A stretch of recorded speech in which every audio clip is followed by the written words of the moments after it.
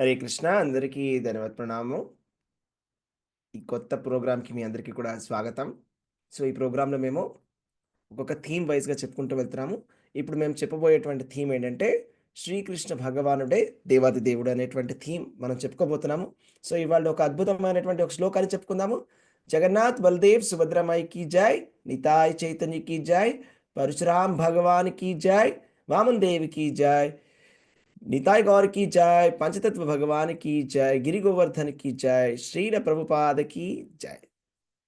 ओम अज्ञानतिमिरान्धस्य ज्ञानाञ्जनशलाकया चक्षुरुन्मीलितं येन तस्मै श्रीगुरवे नमः। नमः ओम विष्णुपादाय कृष्णप्रेष्ठाय भूतले श्रीमते भक्तिवेदान्त स्वामिन् इति नामिने।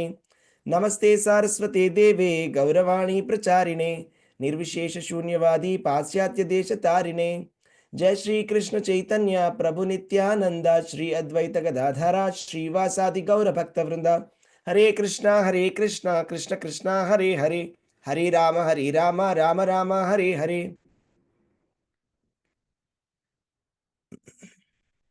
హరే కృష్ణ. ఇవాళ మనం చెప్పుకోబెట్టినటువంటి శ్లోకం వచ్చేసి 10వ అధ్యాయంలో 8వ శ్లోకం. హరే కృష్ణ. అహం సర్వస్య ప్రభవో మత్తః సర్వం ప్రవర్తతే ఇతి మత్వా భజంతే మాం బుధా భావ సమన్వితాః. సర్వములైన ఆధ్యాత్మిక మరియు భౌతిక జగత్తులకు నేనే కారణభూతుడను, సర్వము నా నుండియే ఉద్భవించుచున్నది. ఈ విషయమును సంపూర్ణముగా ఎరిగిన బుద్ధజనులు నా భక్తియుక్త సేవ యందు నెలకొని నన్ను హృదయపూర్వకముగా భజింతురు. హరే కృష్ణ. భగవద్గీత అనేది ఒక మత గ్రంథం కాదు. భగవద్గీత అనేది సర్వ మానవాళికి ఇవ్వబడినటువంటి ఒక శాస్త్రము. ఈ భగవద్గీత యొక్క గొప్పతనం ఏమిటంటే, భగవంతుడే స్వయంగా పలికినటువంటి గీత భగవద్గీత. ఈ విధముగా మనకి ఏ మతములో అయినా కూడా మీకు అలాంటి భగవంతుడే స్వయంగా పలికినటువంటి గీత అనేది మీకు ఎక్కడ ఎక్కడ ఎక్కడ ఎక్కడ ఎక్కడ కూడా దొరకదు. స్వయంగా భగవంతుడే స్వయంగా పలికినటువంటి గీత, భగవంతుడే తన గురించి తాను చెప్పుకున్నటువంటి గీత భగవద్గీత. ఆ భగవద్గీతలో 700 శ్లోకాలలో శ్రీకృష్ణ భగవానుడు ఎన్నెన్నో శ్లోకాలలో తన గురించి తాను చెప్పుకోవడం జరిగింది.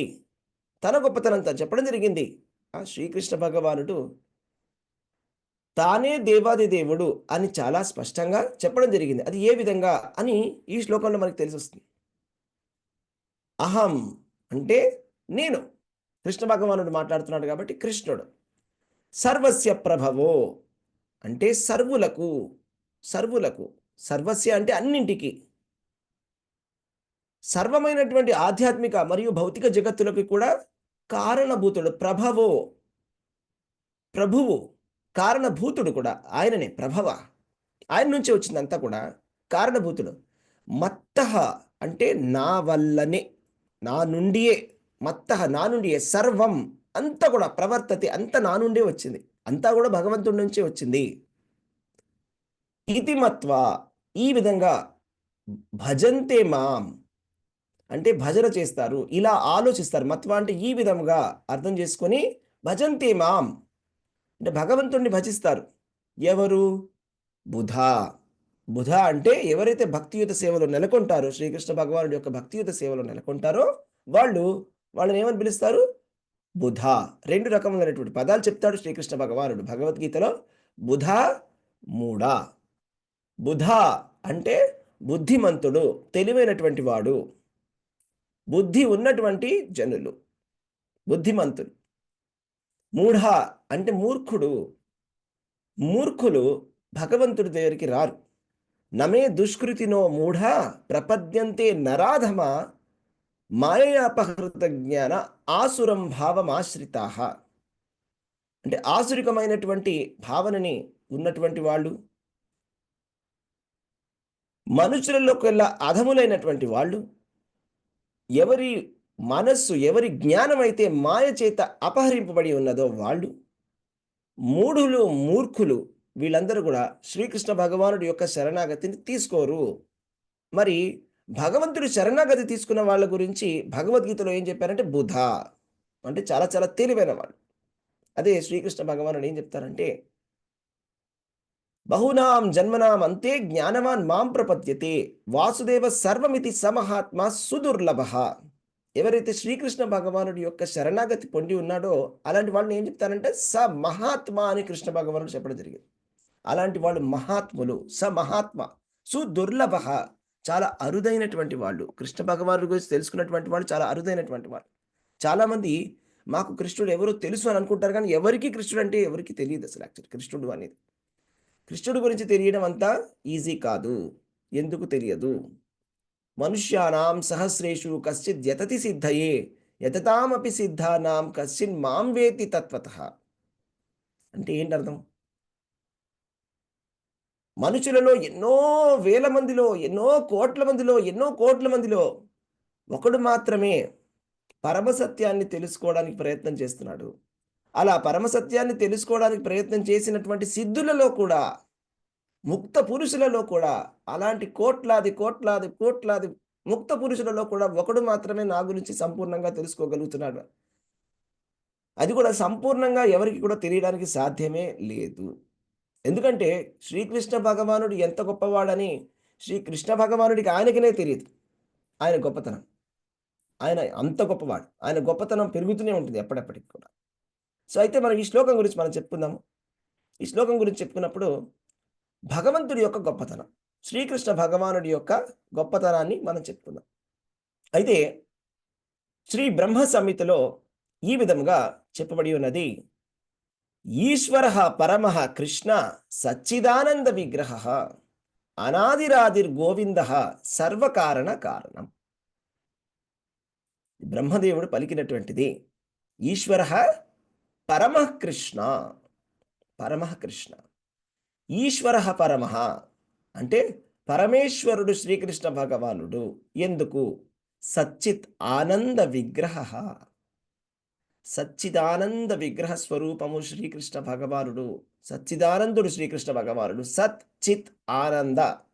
సత్ అంటే నిత్యము, చిత్ అంటే జ్ఞానము, ఆనందం అంటే మీకు అందరికీ తెలుసు. సచ్చిత్ ఆనంద విగ్రహ అనాదిర్ ఆదిర్ గోవింద. ఆయనకి ఎటువంటి ఆది అనేది లేదు. కృష్ణ భగవానుడికి ఆది అంతము అనేది లేదు. అనాది, ఆయన అనాది కాలంగా ఉన్నాడు. మనం కూడా అనాది కాలంగా ఉన్నాం. అయితే మనం భగవంతుడితో సమానమా? మనని కూడా పరమేశ్వర అని చెప్పచ్చా? కుదరదు. ఎందుకంటే ఉపనిషత్తు వాక్యం ఏంటంటే నిత్యో నిత్యానాం చేతనశ్చేతనానాం. అంటే నిత్యుడు, భగవంతుడు నిత్యుడు, ఆత్మ కూడా నిత్యుడే, జీవుడు కూడా నిత్యుడే. కానీ ఆ నిత్యులలో నిత్యుడు అది కృష్ణ భగవానుడు. నిత్యో నిత్యానాం చేతనశ్చేతనానాం. మనకి కూడా చేతన ఉన్నది, భగవంతుడు కూడా చైతన్యం ఉన్నది. కానీ మన చైతన్యము మన శరీరానికి మాత్రమే పరిమితమై ఉన్నది. నాకు ఆకలేస్తే నాకే తెలుస్తుంది, మీకు ఆకలేస్తే మీకు మాత్రమే తెలుస్తుంది. కానీ మన శరీరంలో జరిగేటువంటి ప్రతి కదలిక కూడా శ్రీకృష్ణ భగవానుడికి తెలుస్తుంది. అదే సూపర్ కాన్షియస్నెస్ అంటే. అది అందరిలో ఉండేటువంటి చైతన్యం ఏమిటి అంటే శ్రీకృష్ణ భగవానుడు. సర్వకారణ కారణం, అన్ని కారణాలకి కారణము శ్రీకృష్ణ భగవానుడు. సృష్టికి, స్థితికి, లయానికి కూడా కారణము శ్రీకృష్ణ భగవానుడు. శ్రీమద్ భాగవతంలో చెప్తారు. శ్రీమద్ భాగవతంలో 10 విషయాలని చెప్పడం వెళ్ళే శ్రీమద్ భాగవతంలో. అత్త సర్గో విసర్గశ్చ స్థానం పోషణమూతయ మన్వంతరాణేషాను కథ నిరోధో ముక్తిరాశ్రయ. 10 విషయాలు చెప్పడం జరిగింది శ్రీమద్ భాగవతం. అత్ర సర్గో విసర్గశ్చ, అందులో సర్గ, విసర్గ, నిరోధ, 3 విషయాలు చెప్పుకుందాం. ఆశ్రయ, సర్గ అంటే సృష్టి కన్నా ముందు చేసినటువంటి సృష్టి, అంటే మూలక తత్వాల యొక్క సృష్టి. మూలక తత్వాల యొక్క సృష్టి అంటే ఏంటో చెప్తాను. బ్రహ్మదేవుడు సృష్టికర్త అని మనందరికీ కూడా తెలుసు. అయితే బ్రహ్మదేవుడు సృష్టి చేయడానికి కావాల్సినటువంటి సృష్టిని కృష్ణ భగవానుడు తయారు చేసి ఇవ్వడం జరిగింది. ఏ విధంగా అంటే 16 మూలక తత్వాలన్నీ కూడా ఈ ప్రధానం నుంచి బయటకొస్తాయి. ఆ శ్రీకృష్ణ భగవానుడి వల్లనే అవన్నీ కూడా ఉద్భవించడం జరుగుతాయి. ఆ 16 మూలక తత్వాలు లేకపోయినట్లయితే బ్రహ్మదేవుడు సృష్టిని చెయ్యలేడు. బ్రహ్మదేవుడు విష్ణుమూర్తి నుంచి నాభి కమలం నుంచి రావడం జరిగింది. అవునా? అదెలాగంటే మీరేదైనా ఒక మంచి వంటకాన్ని చేసి, మేము చాలా అద్భుతమైన వంటని తయారు చేశామన్నారనుకోండి.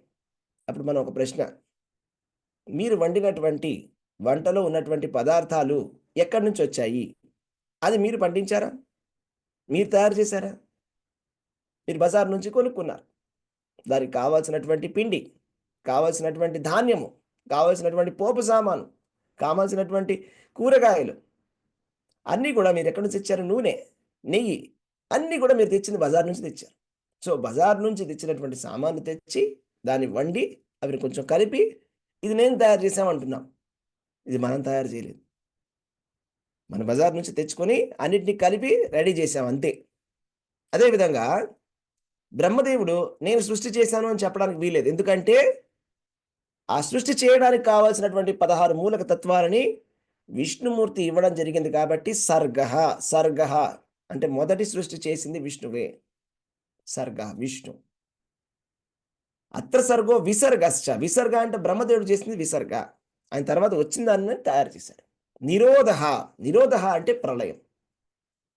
ప్రళయంలో ఏం జరుగుతుంది? ప్రళయంలో ఏం జరుగుతుంది? ప్రళయంలో ఏం చెప్పబడిందంటే, మన భౌతిక ప్రపంచం అంతా కూడా ఏదైతే బ్రహ్మాండం ఏదైతే ఉందో, చాలా వానలు పడతాయి. మొత్తం అంతా నీళ్ళలో మునిగిపోతుంది. తర్వాత ఎండగా ఉంటుంది. కాలిపోతుంది. మొత్తం నిప్పొచ్చి ఒక ఒక గుండ్రంగా ఉన్నటువంటి ఒక ఎండిపోయినటువంటి ఒక పిడకని మీరు నిప్పంటిస్తే ఎలా కాలుతుందో అలా కాలుతుంది బ్రహ్మాండం అంతా కూడా. అలా కాలిపోయి మొత్తం అంతా బూడిదయిపోతుంది. అయిపోయిన తర్వాత ఏం జరుగుతుంది? అదంతా కూడా భగవంతుడు లోపలికి ప్రవేశిస్తుంది. అందరూ కూడా ఎక్కడికెళ్ళిపోతారు? మహావిష్ణువు లోపలికి వెళ్ళడం జరుగుతుంది. మహావిష్ణువు లోపలికి మొత్తం ప్రపంచం అంతా కూడా వెళ్ళిపోతుంది. ఇది మనకి తెలిసొస్తుంది. సో, అంటే ప్రళయంలో కూడా చివరికి ఎక్కడికెళ్తోంది అంటే విష్ణువు లోపలికి వెళ్తున్నది. ప్రళయంలో కూడా ప్రళయం అయిపోయిన తర్వాత ప్రళయం అయిపోయిన తర్వాత ఎక్కడికెళ్తుంది? అంతా కూడా 14 లోకాలన్నీ కూడా మహావిష్ణువు లోపలికెళ్ళిపోతాయి. జీవులందరూ కూడా ఎవరెవరైతే దేవతలున్నారో, జీవులున్నారో అందరూ కూడా మహావిష్ణువు యొక్క కడుపు లోపలికి వెళ్ళిపోతారు. అంటే సృష్టి కన్నా ముందు, సృష్టి కన్నా తర్వాత ఎవరు కూడా లేరు అనే విషయాన్ని మనం అర్థం చేసుకోవాలి. సృష్టికి ముందు కూడా ఎవరు లేరు. సృష్టికి తర్వాత కూడా ఎవరు లేరు అని మనకి ఉపనిషత్తుల్లో కూడా చెప్పడం జరిగింది. నారాయణః పరో అవ్యక్తాత్ నారాయణాత్ బ్రహ్మ జాయతే. నారాయణాత్ ప్రజాపతి ప్రజాయతే. నారాయణాత్ ఇంద్రో జాయతే. నారాయణాత్ అష్టౌ వసవౌ జాయతే. నారాయణాత్ ఏకాదశ రుద్ర జాయంతే. నారాయణాత్ ద్వాదశాదిత్యః. నారాయణుడి నుంచే బ్రహ్మదేవుడు పుట్టడం జరిగింది. నారాయణాత్ బ్రహ్మ జాయతే. నారాయణుడి నుంచే బ్రహ్మదేవుడు పుట్టడం జరిగింది. నారాయణాత్ ప్రజాపతి ప్రజాయతే. ప్రజాపతులందరూ కూడా నారాయణ నుంచే వచ్చారు. నారాయణాత్ ఇంద్రో జాయతే. ఇంద్రుడు కూడా నారాయణ నుంచే వచ్చాడు. నారాయణాత్ అష్టౌ వసవో జాయంతే. అష్టవసువులు కూడా నారాయణ నుంచే వచ్చారు. నారాయణాత్ ఏకాదశ రుద్ర జాయంతే. ఏకాదశ రుద్రులు కూడా నారాయణ నుంచే వచ్చారు. నారాయణాత్ ద్వాదశాదిత్యః. ద్వాదశ ఆదిత్యులు కూడా నారాయణుడి నుంచే రావడం జరిగింది. ఉపనిషత్ వాక్యం. అలాగే నారాయణ ఉపనిషత్తులో ఏం చెప్పారంటే, ఏకో వై నారాయణ ఆసీన్. మహా ఉపనిషత్తు. ఏకో వై నారాయణ ఆసీన్ న బ్రహ్మ నేషాను నాపో నాగ్ని సోమౌ నేమే ద్వాౌ అపృథివీ చ నక్షత్రాణి న సూర్యః. అంటే సృష్టి కన్నా ముందు ఏకో వై నారాయణ ఆసీన్. నారాయణుడు మాత్రమే ఉన్నాడు. న బ్రహ్మ బ్రహ్మదేవుడు లేడు. న ఈశానో అప్పుడు శివుడు కూడా లేడు. న ఆపో అప్పుడు అగ్ని కూడా లేదు. నీళ్లు లేవు. నా అగ్ని కూడా లేదు. సోమౌ అంటే చంద్రుడు కూడా లేడు. నేమేద్వావ్ అపృథివీ నక్షత్రాన్ని న సూర్య, సూర్యుడు లేడు, చంద్రుడు లేవు, నీళ్లు లేవు, దేవతలు లేవు, బ్రహ్మదేవుడు లేడు, శివుడు లేడు, ఎవరు లేరు. ఒక్క నారాయణుడు మాత్రమే ఉన్నాడు సృష్టికి ముందు. సృష్టి అంతా అయిపోయిన తర్వాత ఎవరున్నారు? కేవలం నారాయణుడు మాత్రమే ఉన్నాడు. దీన్ని ఎవరు చూశారు? దీనికి సాక్ష్యం ఏమిటి? దీనికి సాక్ష్యం ఏమిటి? ఎవరికైనా తెలుసా? ఎవరు సాక్ష్యం? దానికి ఎవరైనా సాక్ష్యం ఉన్నారా? ఎవరు సాక్ష్యం? మార్కండేయుడు సాక్ష్యం. మార్కండేయ ఋషి ఒకరోజు ఆయన భగవంతుడిని ధ్యానిస్తుంటే భగవంతుడే ప్రత్యక్షంగా వస్తాడు. మొదట శివుడు ప్రత్యక్షం అవుతాడు, తర్వాత విష్ణుమూర్తి వస్తాడు. విష్ణుమూర్తి వచ్చిన తర్వాత నీకేం కావాలో కోరుకో అంటే, ప్రళయం తర్వాత ఎలా ఉంటుందో నాకు చూడాలనుంది అంటాడు. అప్పుడు వెంటనే ప్రళయం స్టార్ట్ అయిపోతుంది. ప్రళయం స్టార్ట్ అయిన తర్వాత ఆయన నీళ్ళ లోపలికి వెళ్ళిపోతాడు. నీళ్ళ లోపల నుంచి ఆయన ఆ నాభీ కమలం లోపలికి వెళ్ళిపోతాడు, మహావిష్ణువు లోపలికి వెళ్ళిపోతాడు. వెళ్ళిపోయిన తర్వాత అక్కడంతా కూడా ఆయన చూస్తాడు. లోపల ఆయన అంతా కూడా అన్ని 14 లోకాలు ఆయన కనిపిస్తాయి. అక్కడ 14 లోకాలు కూడా అన్ని లోపల కనిపిస్తాయి. సో అన్ని చోట్ల మొత్తం అంతా నీళ్ళే ఉంటుంది. ఎవరు ఉండరు ఆ సమయంలో, ఎవరు కనిపించరు. సృష్టికి ముందు సృష్టికి తర్వాత కూడా ఉండేది నారాయణుడు మాత్రమే. సో శ్రీకృష్ణ భగవానుడు దేవాది దేవుడు అనే విషయాన్ని మనం అర్థం చేసుకోవడానికి ప్రయత్నం చేస్తున్నాం. శ్రీకృష్ణ భగవానుడి యొక్క ధామం ఏదైతే ఉన్నదో అది గోలోక బృందావనం. అందుకనే ఆయన పేరు పరంధామ. పరంధామ అంటే ఆయన ధామం వచ్చేసి పరం అయినటువంటి ధామం. సో కాబట్టి ఆయన ధామం ఏంటంటే గోలోక బృందావనం. చాలా అద్భుతమైనటువంటి గోలోక బృందావనం. గోలోక బృందావనాన్ని పరంధామం అంటారు. వైకుంఠాన్ని పరంధామం అంటాం. పరంధామం అంటే దాన్ని మించినటువంటి ధామం ఇంకొకటి లేదు. శ్రీమద్ భాగవతంలో అద్భుతమైన ఒక శ్లోకం వస్తుంది. వాసుదేవ పరవేద, వాసుదేవ పరమఖ, వాసుదేవ పరయోగ, వాసుదేవ పరక్రియా, వాసుదేవ పరం జ్ఞానం, వాసుదేవ పరం తపః, వాసుదేవ పరో ధర్మో, వాసుదేవ పరాగతి. అద్భుతమైనటువంటి శ్లోకం శ్రీమద్ భాగవతం. వాసుదేవ పరావేద అంటే వేదాలలో అన్నిటికన్నా సర్వోత్కృష్టమైనటువంటి విషయం ఏదైనా ఉన్నది అంటే అది తెలుసుకోదగినటువంటి విషయం ఏంటంటే వాసుదేవ. శ్రీకృష్ణ భగవానుడు కూడా చెప్తాడు, వేదైశ్చ సర్వైర్ అహమేవ వేద్యో. వేదాలలో తెలుసుకోదగినది ఏదో అనుకోకండి. మనం ఏదో అనుకుంటాం, వేదాలలో ఇది తెలుసుకోవాలేమో అది తెలుసుకోవాలేమో, అదంతా కాదు. వేదాలలో తెలుసుకుంది ఒకటే. వేదైశ్చ సర్వైర్ అహమేవ వేద్యో వాసుదేవ పరావేద. శ్రీకృష్ణ భగవానుడి గురించి తెలుసుకోవడమే అదే సర్వోత్కృష్టమైనటువంటి విషయం వేదాలలో. శ్రీమద్ భాగవతంలో మనం చెప్పినటువంటి 10 విషయాల గురించి చెప్పాను. సర్గ, విసర్గ, పోషణ, స్థానం, ఊతయ, మన్వంతరాణి, ఈశాను కథ, నిరోధో, ముక్తి, ఆశ్రయ, ఆశ్రయతత్వం గురించి తెలుసుకోవాలి. ఈ 10 విషయాల్లో చివరాఖరి విషయం ఆశ్రయతత్వం. అదే శ్రీమద్ భాగవతంలోని 10వ స్కందము, కృష్ణ భగవానుడి యొక్క కథలు. అదే ఆశ్రయం అంటే. ఆ 10వ విషయాన్ని తెలుసుకోవడానికి మీకు 9 విషయాలు చాలా స్పష్టంగా అర్థం కావాలి కాబట్టి ఆ 9 విషయాల్ని ఫస్ట్ మొదటి 9 అధ్యాయాల్లో 9 స్కందాలలో చెప్పబడింది శ్రీకృష్ణ భగవానుడి గురించి తెలుసుకోవడానికి. అంటే భగవంతుడు ఎంత గొప్పవాడని తెలుసుకోవడానికి. వాసుదేవ పరామఖాహ అంటే యజ్ఞాల యొక్క ఉద్దేశం ఎవరు అంటే శ్రీకృష్ణ భగవానుడు. యజ్ఞో వై విష్ణు, యజ్ఞార్థాత్ కర్మణోన్యత్ర లోకోయం కర్మబంధన, భోక్తారాం యజ్ఞ తపసాం సర్వలోక మహేశ్వర. అంటే ఏంటర్థం? అన్ని యజ్ఞాలకు భోక్త శ్రీకృష్ణ భగవానుడు. అంటే మనం చేసే యజ్ఞం ఎందుకు చేస్తున్నాం? వాసుదేవ పరామఖాహ. మనం చేసేటువంటి యజ్ఞం ఎందుకు చేస్తున్నాం అంటే కృష్ణ భగవానుడి సంతృప్తిపరచడానికి చేసేదే యజ్ఞం అంటే.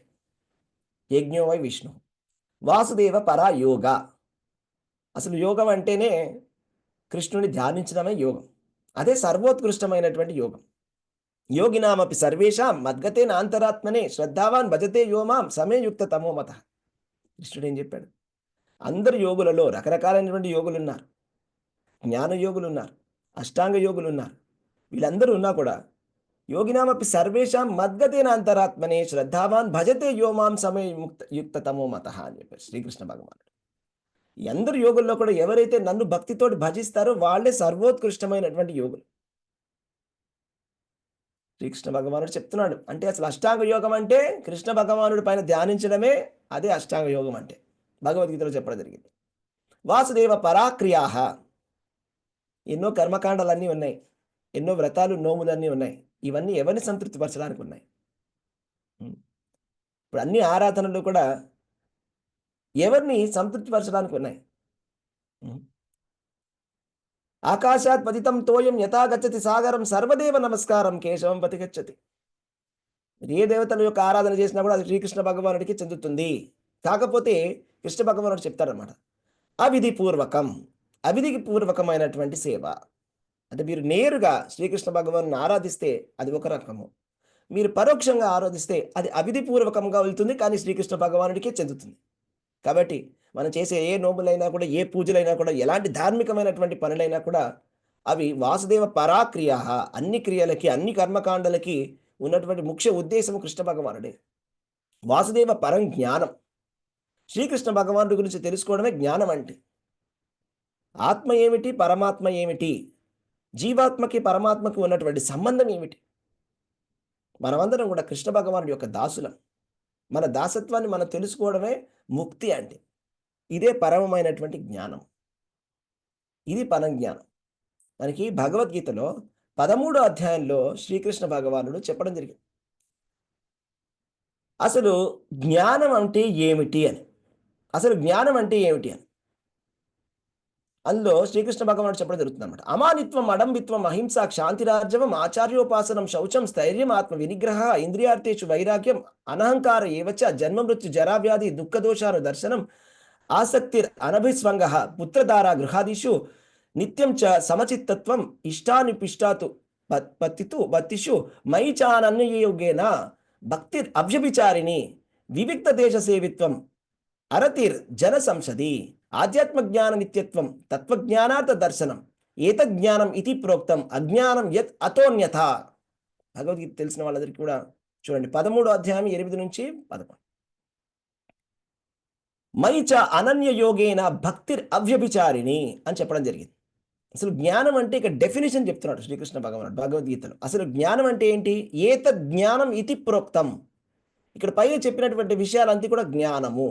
మైచ అనన్య యోగేన భక్తిర్ అవ్యభిచారిణి, అవ్యభిచారమైనటువంటి భక్తి, ఎటువంటి వ్యభిచారము లేనటువంటి భక్తి, అవ్యభిచారిణి భక్తి, ఎటువంటి డీవియేషన్ లేనటువంటి భక్తి.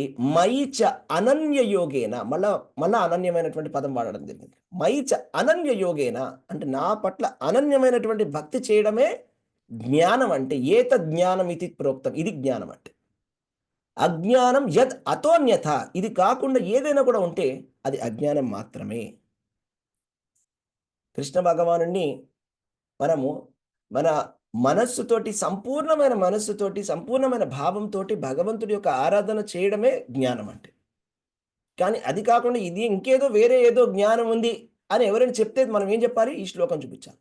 అజ్ఞానం యతోన్యథ, అది అజ్ఞానము, అది జ్ఞానం కాదు. శ్రీకృష్ణ భగవానుడు చెప్తున్నారు అనమాట. అందరూ కూడా పుట్టడమే మోహంతో పుడతారంటండి. పుట్టడమే మోహంతో పుడతారు అంటే ఏంటి అర్థం? ఇది మనకి 7వ అధ్యాయంలో చెప్తారన్నమాట శ్రీకృష్ణ భగవానుడు. ఇచ్ఛాద్వేష సముత్తేన ద్వంద్వమోహేన భారత సర్వభూతాన్ని సమ్మోహం సర్గే యాంతి పరంతప. అంటే పుట్టడమే జీవులందరూ కూడా మోహంలో పుడతారు. మోహం అంటే ఏమిటి?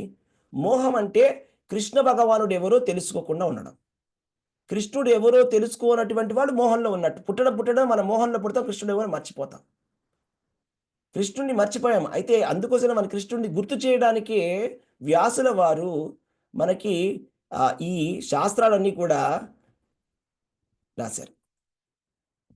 అది మనకి చైతన్య చరితామృతంలో ఒక శ్లోకం వస్తుంది అనమాట. కృష్ణ భూలి సేవి జీవ అనాది బహిర్ముఖ అతేవ మాయా తార దేయ సంసార దుఃఖ. అంటే కృష్ణుడు అనాది కాలంగా మనం ప్రతి ఒక్క జీవుడు కూడా అనాది కాలంగా శ్రీకృష్ణ భగవానుని మర్చిపోయాడు. మర్చిపోయాం కాబట్టి ఏం జరుగుతుంది? అతేవ మాయతార దేహ సంసార దుఃఖ. మనకి సంసారంలో దుఃఖాలు ఎందుకున్నాయని అడుగుతారు చాలామంది. నేనెందుకు కష్టపడుతున్నాను? ఎందుకు జీవులందరూ కష్టపడుతున్నారు? జీవులందరూ ఎందుకు కష్టపడుతున్నారంటే, బహిర్ముఖమైనటువంటి జీవుడు అనాది కాలంగా కృష్ణుడిని మర్చిపోయాడు కాబట్టి కష్టపడుతున్నాడు. ఏ విధంగా అయితే బొమ్మ, బొరుసు. అలాగే కృష్ణ, మాయ. బొమ్మ, బొరుసు ఒకటే ఉంటుంది. ఇటు గాని, అటు గాని. మనం కృష్ణుడి వైపు తిరిగి ఉన్నట్టయితే, సుముఖులై ఉన్నట్లయితే మాయ మన పైన ఎఫెక్ట్ చేయదు. అదే మనం కృష్ణుడికి విముఖులైనట్లయితే గనక మాయ మనని వెంటనే గట్టిగా పట్టేసుకుంటుంది. అది ఇక్కడ చెప్పడం జరిగిందన్నమాట. అయితే మనం ఇంకా చూద్దాం. శ్రీకృష్ణ భగవానుడి యొక్క గొప్పతనం ఏంటో తెలుసుకుందాం. సో, భగవంతుడి యొక్క అందమైనటువంటి సౌందర్యము. భగవంతుడు షడైశ్వర్య పూర్ణుడు. భగవంతుడు అసమూర్ధుడు. ఆయనకి సమానము కానీ, ఆయన మించిన వాడు కానీ ఎవరు లేరు. మత్త పరతరం నాణ్యత్ కించిదస్తి ధనంజయ మయి సర్వమిదం ప్రోక్తం సూత్రే మణిగణారివ. భగవంతుడిని మించినటువంటి సౌందర్యం ఎవరికైనా ఉందా? భగవంతుడితో సమానమైనటువంటి సౌందర్యం ఎవరికైనా ఉందా? కృష్ణుడికి సమానమైనటువంటి సౌందర్యం ఎవరికి ఉన్నది?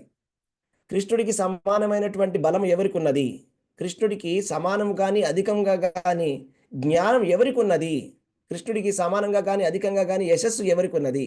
కృష్ణుడికి సమానంగా కానీ, అధికంగా కానీ ఐశ్వర్యం ఎవరికి ఉన్నది? కృష్ణుడికి సమానంగా కానీ, అధికంగా కానీ వైరాగ్యం ఎవరికి ఉన్నది?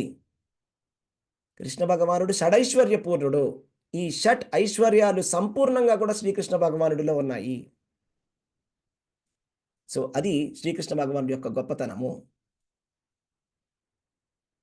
చూసినట్టయితే మనం శ్రీకృష్ణ భగవానుడి యొక్క డిస్క్రిప్షన్ ఇక్కడ చెప్పడం జరిగింది. ఇది బ్రహ్మ సంహిత.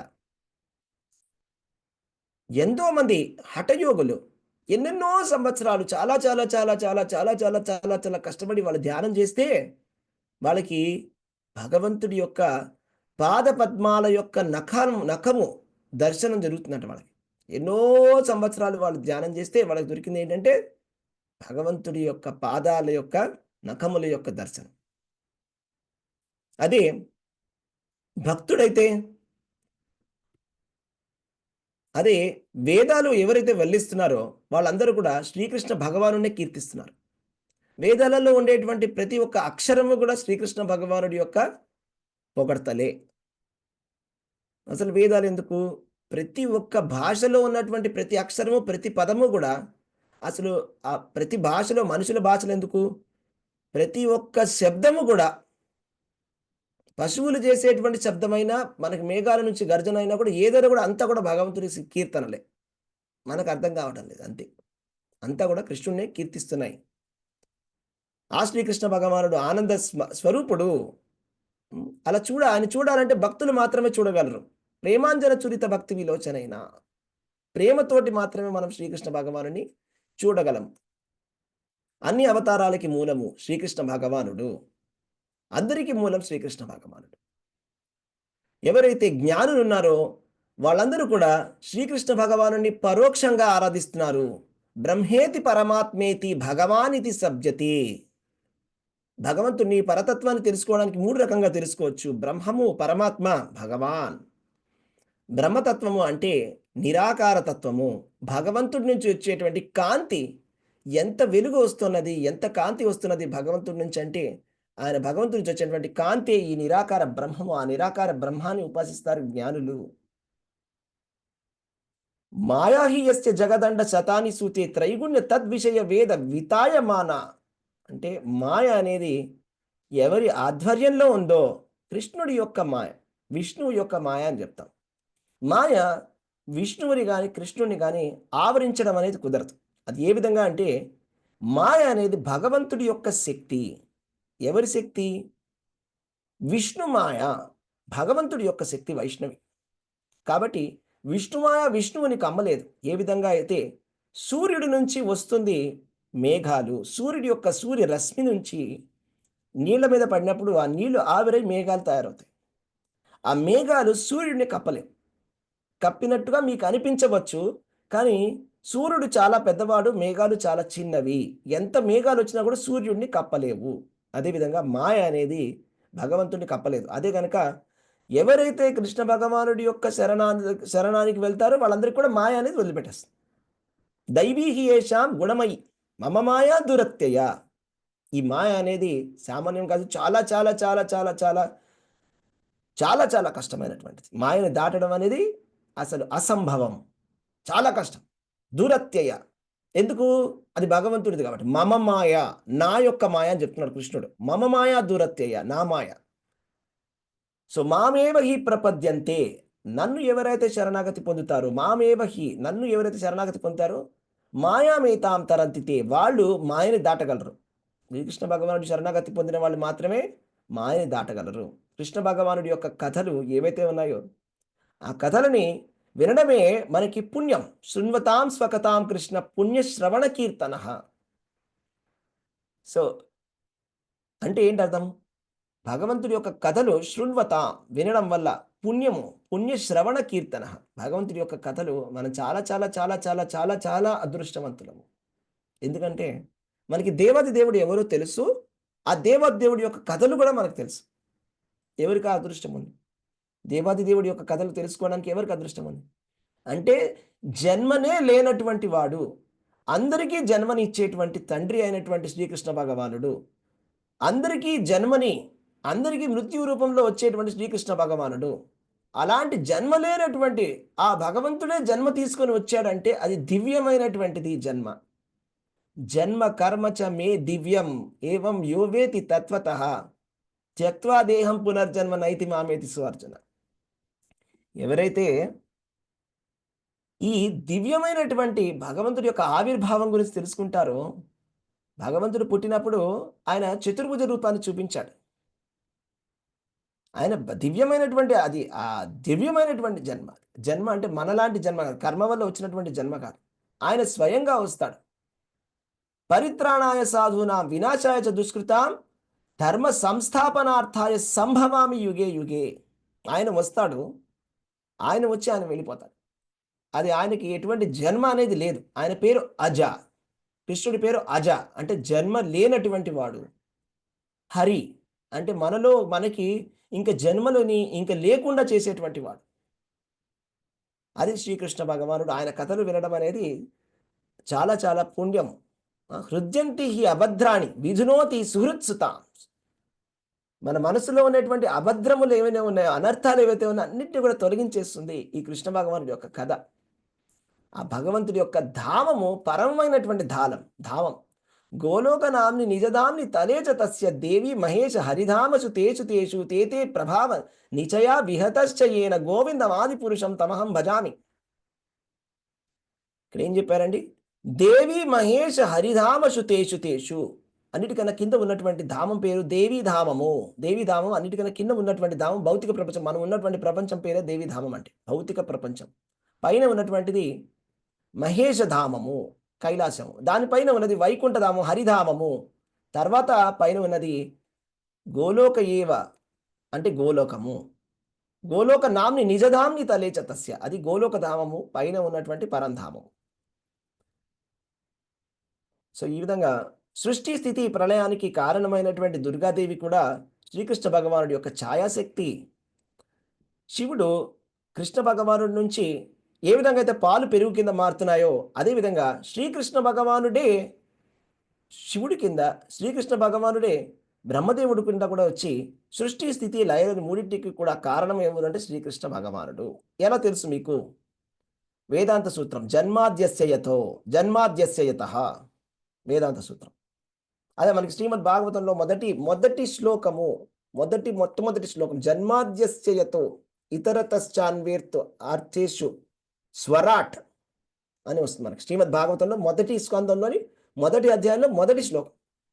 జన్మ ఆది అస్య అంటే సృష్టికి స్థితికి లయానికి కారణము సర్వకారణ కారణుడు శ్రీకృష్ణ భగవానుడే. సో ఆ విధంగా మనం తెలుసుకోవాలి. అన్ని బ్రహ్మాండాలు కూడా మహావిష్ణువు నుంచే వస్తున్నాయి.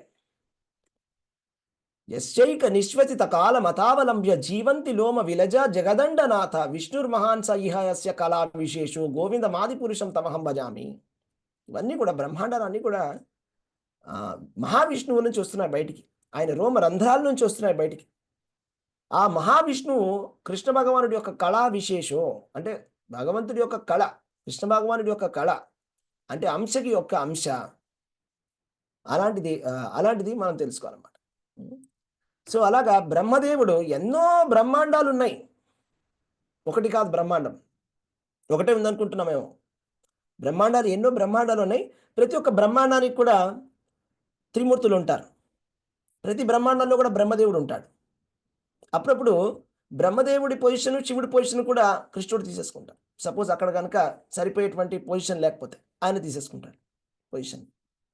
సో, అలాగా ఇక్కడ బ్రహ్మదేవుడు ఎంతోమంది బ్రహ్మలొచ్చి చూడ్డానికి వచ్చారు కృష్ణుడిని. అందుకని ఆయన పేరు అఖిలాండ కోటి బ్రహ్మాండ నాయక. అంటే ఒక్క బ్రహ్మాండానికి కాదు ఆ నాయకుడు. ఆయన సర్వలోక మహేశ్వరం.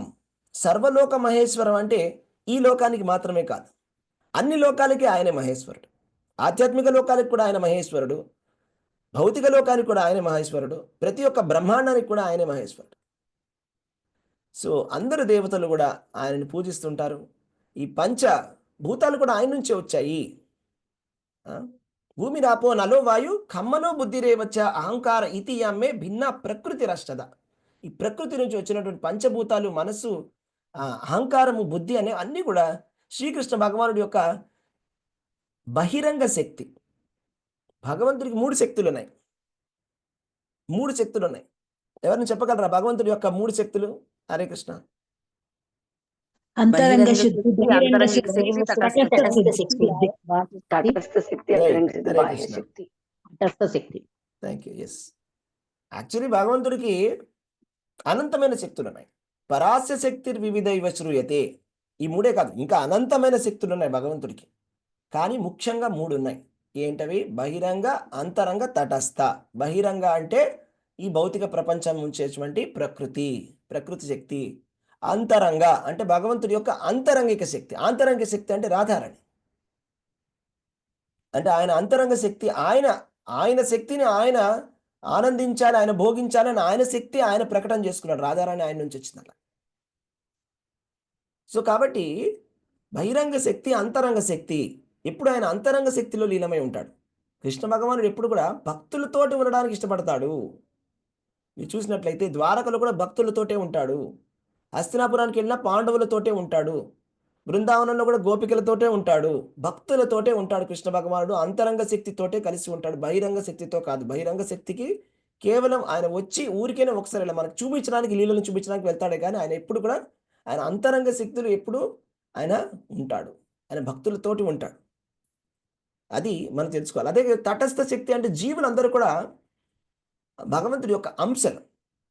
మమైవ అంశో జీవభూతో జీవలోక సనాతన. భగవంతుడి యొక్క అంశలము మనమందరూ కూడా భగవంతుడి యొక్క అంశలం.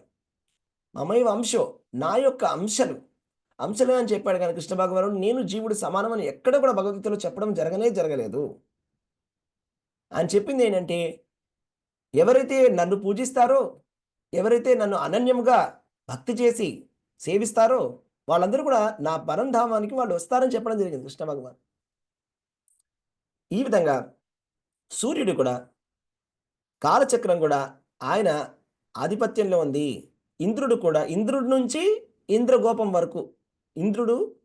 ఇంద్రగోపం అనేది ఒక చిన్న పురుగు. ఇంద్రుడి నుంచి చిన్న పురుగు వరకు అందరి యొక్క కర్మలని కూడా నడిపించేది శ్రీకృష్ణ భగవానుడే. సో, ఆ విధంగా ఆ భగవంతుడి గురించి తెలుసుకున్నాము. ఇంకా కొన్ని విషయాలు మనం తెలుసుకుందాము. సపోజ్ మనకు ఒక డౌట్ రావచ్చు. ఏంటంటే, సరే బాగానే ఉంది, అందరికన్నా ముఖ్యమైనటువంటి దేవతలు ఎవరు అని. అందరికన్నా ముఖ్యమైనటువంటి దేవతలు ఎవరు అంటే త్రిమూర్తులు, బ్రహ్మ, విష్ణు, మహేశ్వరులు. బ్రహ్మదేవుడు సృష్టికి, శివుడు లయానికి, విష్ణుమూర్తి స్థితి అంటే మెయింటెనెన్స్. ఇవన్నీ కూడా తెలుస్తుంది. అయితే ఒక్కొక్కళ్ళకి కూడా ఒక్కొక్క గుణానికి వాళ్ళు అధినేతలై ఉంటారు. ఏ గుణానికి ఏ త్రిమూర్తులు ఎవరెవరు దేనికి అధినేతలు చెప్పగలరు? ఎవరైనా? సత్వగుణానికి ఎవరు? రజోగుణానికి శివుడు. కరెక్ట్. అయితే మనం ఏం తెలుసుకున్నాము? సత్వగుణానికి విష్ణుమూర్తి, రజోగుణానికి బ్రహ్మదేవుడు, తమో గుణానికి శివుడు. అవునా? అయితే ఇక్కడ మనకి శ్రీమద్ భాగవతంలో చెప్పడం జరుగుతుంది అనమాట. ఏమని చెప్పారంటే, సత్వం రజస్తమ ఇది ప్రకృతేర్గుణాస్తైర్ యుక్త పరపురుష ఏక ఇహాస్య దాత్తే స్థిత్యాదయే హరివిరించి హరేతి సంజ్ఞ శ్రేయాంసి తత్ర కలు సత్వతనో నృణాం స్యు అని. అంటే దాని అర్థం ఏంటంటే, కృష్ణ భగవానుడు ఆయన నుంచే కూడా అన్ని గుణాలు వచ్చాయి. అవునా? ఈ 3 గుణాలు కూడా భగవంతుడి నుంచే వచ్చాయి. అది మనకి భగవద్గీతలో కూడా శ్రీకృష్ణ భగవానుడు చెప్పాడు. ఈ గుణాలు నాకు అంటుకోవు, కానీ నేను ఈ గుణాలకు అధినేతని అని చెప్పడం జరిగింది కృష్ణ భగవానుడు. అలాగే కూడా ఇక్కడ ఏం చెప్తున్నారంటే, భగవంతుడు పరోక్షముగా ఈ గుణాలతోటి ఆయన కలిసి ఉంటాడు. పరోక్షముగా ఏ విధంగా? బ్రహ్మ విష్ణు మహేశ్వరులాగా కృష్ణ భగవానుడు కలిసినప్పుడు ఆ 3 గుణాలతోటి బ్రహ్మ విష్ణు మహేశ్వరుల కింద పరోక్షంగా ఉన్నట్లు అవుతుంది. కానీ ఈ ముగ్గురులో విష్ణు అనేది స్వ అంశ, కృష్ణుడు విష్ణువు ఒకటి. అయితే ఇక్కడ ఏం చెప్పారంటే, శ్రేయాంసి తత్ర కలు సత్వం తనో నృణాంస్యు. కానీ ఈ సత్వగుణం, రజోగుణం, తమోగుణంలో ఈ మూడిట్లో కూడా మనకి ముక్తినిచ్చేటువంటిది ఏ గుణము? ఎవరైనా చెప్పగలరా? ముక్తి ఏ గుణం ఇస్తుందండి? సత్వగుణం ఇస్తుందా, రజోగుణం ఇస్తుందా, తమోగుణం? సత్వగుణం ఇస్తుంది ప్రభుజీ. సత్వగుణం వస్తుంది. కాబట్టి సత్వానికి సంబంధించినటువంటి విష్ణుమూర్తిని మనం ఆరాధించాలి అని చెప్పడం జరుగుతుంది అనమాట ఇక్కడ శ్రీమద్ భాగవతంలో. ఓకే, సో అది మనం తెలుసుకోవాలి. సో కాబట్టి ఇంకా తెలుసుకోవాలంటే, ఈ సృష్టి అనేది ఎలా వచ్చింది అంటే, మహావిష్ణువు నుంచి ఆయన రోమరంధ్రాల నుంచి కూడా బ్రహ్మాండాలన్నీ కూడా వచ్చాయి. ఆ రోమరంధ్రాల్లో వచ్చినటువంటి బ్రహ్మాండాలలోకి మళ్ళా భగవంతుడు ప్రవేశించినప్పుడు గర్భోదక సాయి విష్ణువు కింద ప్రవేశిస్తాం. ఆ గర్భోదక సాయి కింద ప్రవేశించిన తర్వాత ఆయన ప్రతి ఒక్క జీవి లోపల, హృదయం లోపల ఉన్నాడు. అవునా? అలాగే కూడా భగవంతుడు ప్రతి ఒక్క అణువులో కూడా ఉన్నాడు. ప్రతి అణువులో కూడా శ్రీకృష్ణ భగవానుడు ఉండడం జరుగుతుంది. అంటే ఏంటి అర్థము? భగవంతుడు ప్రతి ఒక్కళ్ళ యొక్క హృదయంలో ఉన్నారు. అలాగే కూడా ప్రతి ఒక్క అణువులో కూడా శ్రీకృష్ణ భగవానుడు ఉన్నాడు అనే విషయాన్ని మనం తెలుసుకోవాలి. ఓకే, ఏ విధంగా అయితే, మీరు సపోజ్ మీకు ఒక చిన్న స్టోరీ చెప్తాను మీకు అర్థం చేసుకోవడానికి. చాలామంది చెప్తారు, మాకు తెలిసిపోయింది, మాకు భగవంతుడు అంటే ఎవరో మాకు బాగా తెలిసిపోయిందని.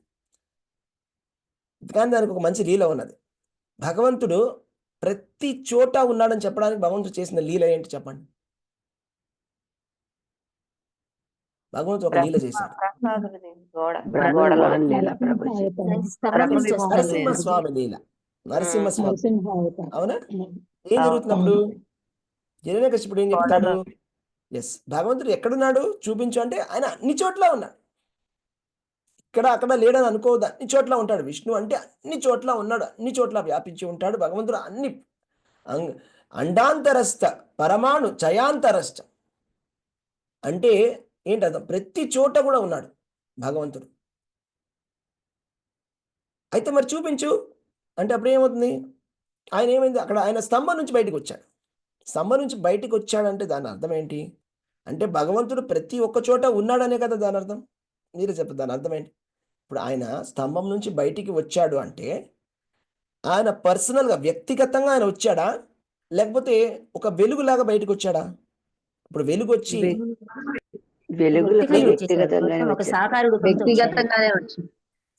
వ్యక్తిగతంగా వచ్చాడు అంటే భగవంతుడు వ్యక్తిగతంగా ఉన్నాడు.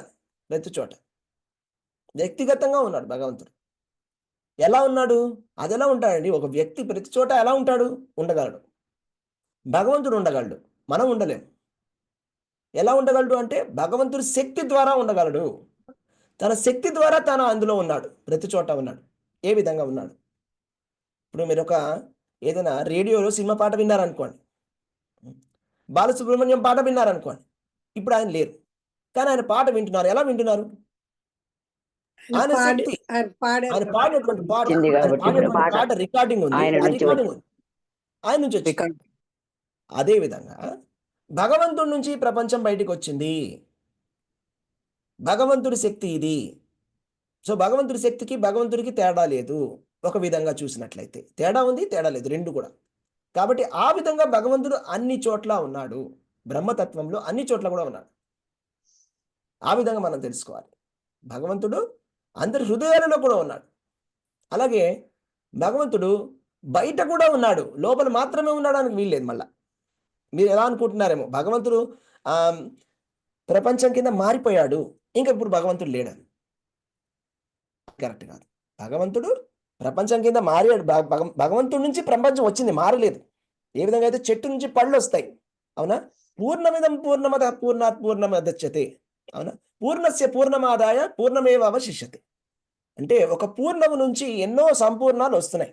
ఒక సంపూర్ణమైనటువంటి శ్రీకృష్ణ భగవాను నుంచి సంపూర్ణమైనటువంటి బ్రహ్మాండాలు ఎన్నో అనంతమైన వచ్చినా కూడా సంపూర్ణంగానే ఉంటుంది, అవునా? ఇప్పుడు చెట్టు కొన్ని కాయలు కాసినంత మాత్రాన చెట్టు చిన్నదైపోతుందా? ఎన్ని పళ్ళు వచ్చినా కూడా చెట్టు చెట్లాగే ఉంటుంది, అలాగే ఉంటుంది. వందలాది పండ్లు కూడా రావచ్చు, కానీ ఇంకా కూడా అలాగే ఉంటుంది, అది ఏం తగ్గిపోదు. సో ఆ విధంగా మనం తెలుసుకోవాలి. సో కృష్ణ భగవానుడు ఆ విధంగా అన్ని చోట్ల కూడా వ్యాపించి ఉన్నాడు. బ్రహ్మతత్వంలో, పరమాత్మ తత్వంలో ప్రతి ఒక్క హృదయంలో కూడా ఉన్నాడు శ్రీకృష్ణ భగవానుడు. సర్వస్య చాహం హృది సన్నివిష్టో మత్త స్మృతిర్జ్ఞానం అపోహనం చ. అంటే ప్రతి ఒక్క జీవి యొక్క హృదయంలో ఆయన ఉండడం జరిగింది, అవునా? సో అయితే బ్రహ్మదేవుడు ఎలా పుట్టాడంటే, బ్రహ్మదేవుడు ఆయన స్వయంభూ. ఏ విధంగా అయితే ఆయన ఒక నాభి కమలం బయటకు వచ్చినది విష్ణువు నుంచి. ఆ నాభి కమలం లోపల నుంచి బ్రహ్మదేవుడు పుట్టడం జరిగింది. పుట్టిన తర్వాత ఆయన ఏం చేశాడట, ఆయనకి ఏం చేయాలో అర్థం కాదు. అన్ని చోట్ల నీళ్లున్నా ఏమీ కనిపించట్లేదు. అయితే అప్పుడు ఏం చేశారంటే తపహ అని వర్డ్ మాత్రం వినిపిస్తున్నాను. అప్పుడు ఆయన 100 దివ్యమైనటువంటి సంవత్సరాలు తపస్సు చేశాడు. అప్పుడు విష్ణుమూర్తి దర్శనం ఇస్తాడు. దర్శనం ఇచ్చిన తర్వాత ఆయనకు వరాన్ని కూడా ఇస్తాడు. ఆ వరాలన్నీ తీసుకొని ఆయన ఏం చేస్తాడు, యజ్ఞం చేస్తాడు. ఆయన యజ్ఞం చేయడానికి కావాల్సినటువంటి సామాగ్రి ఎక్కడి నుంచి తెచ్చుకున్నాడో ఎవరికైనా తెలుసా? ఇప్పుడు మీరు యజ్ఞం చేయాలంటే మీరు షాప్కి వెళ్ళి సామాన్లు తెచ్చుకోవాలి కదా. మరి ఈ షాపులు ఉన్నాయా అప్పుడు మనకేనా? ఇప్పుడు మా ఇంటి దగ్గర అంటే ఒక షాప్ ఉందండి, పూజా షాపు. మా ఇంటి దగ్గర ఒక షాప్ ఉంది, అయ్యప్ప పూజా స్టోర్ ఉంది మా ఇంటి పక్కనే దగ్గర. అప్పుడు ఉందా? మరి లేదు కదా. మరి ఎలాగా? అయితే ఆయన భగవంతుడి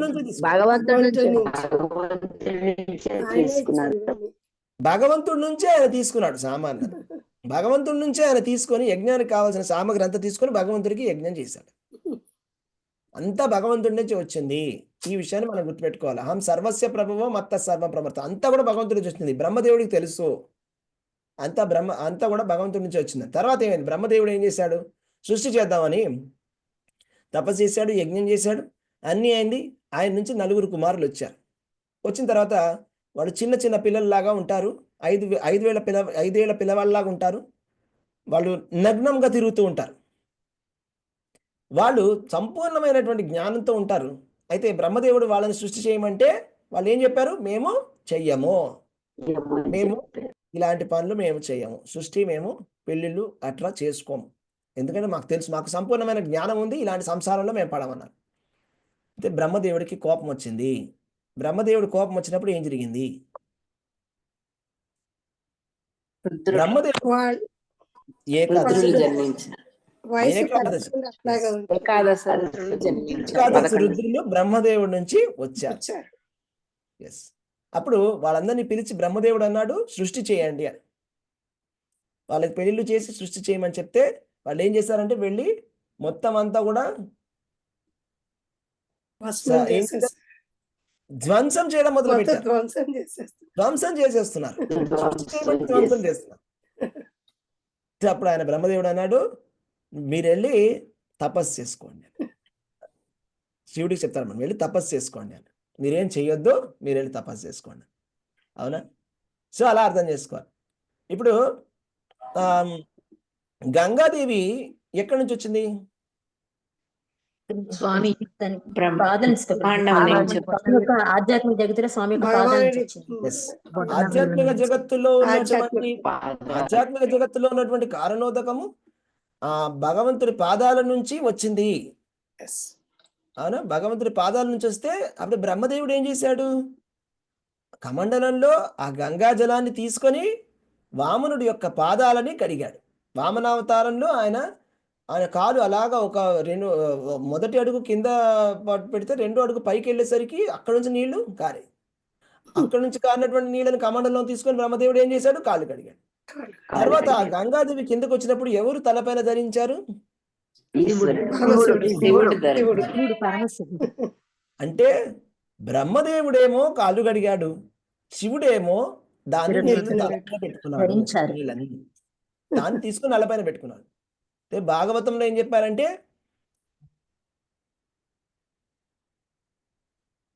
పరమశివుడిని కూడా పవిత్రం చేసేటువంటి గంగానది భగవంతుడి యొక్క పాదాల నుంచి వచ్చింది.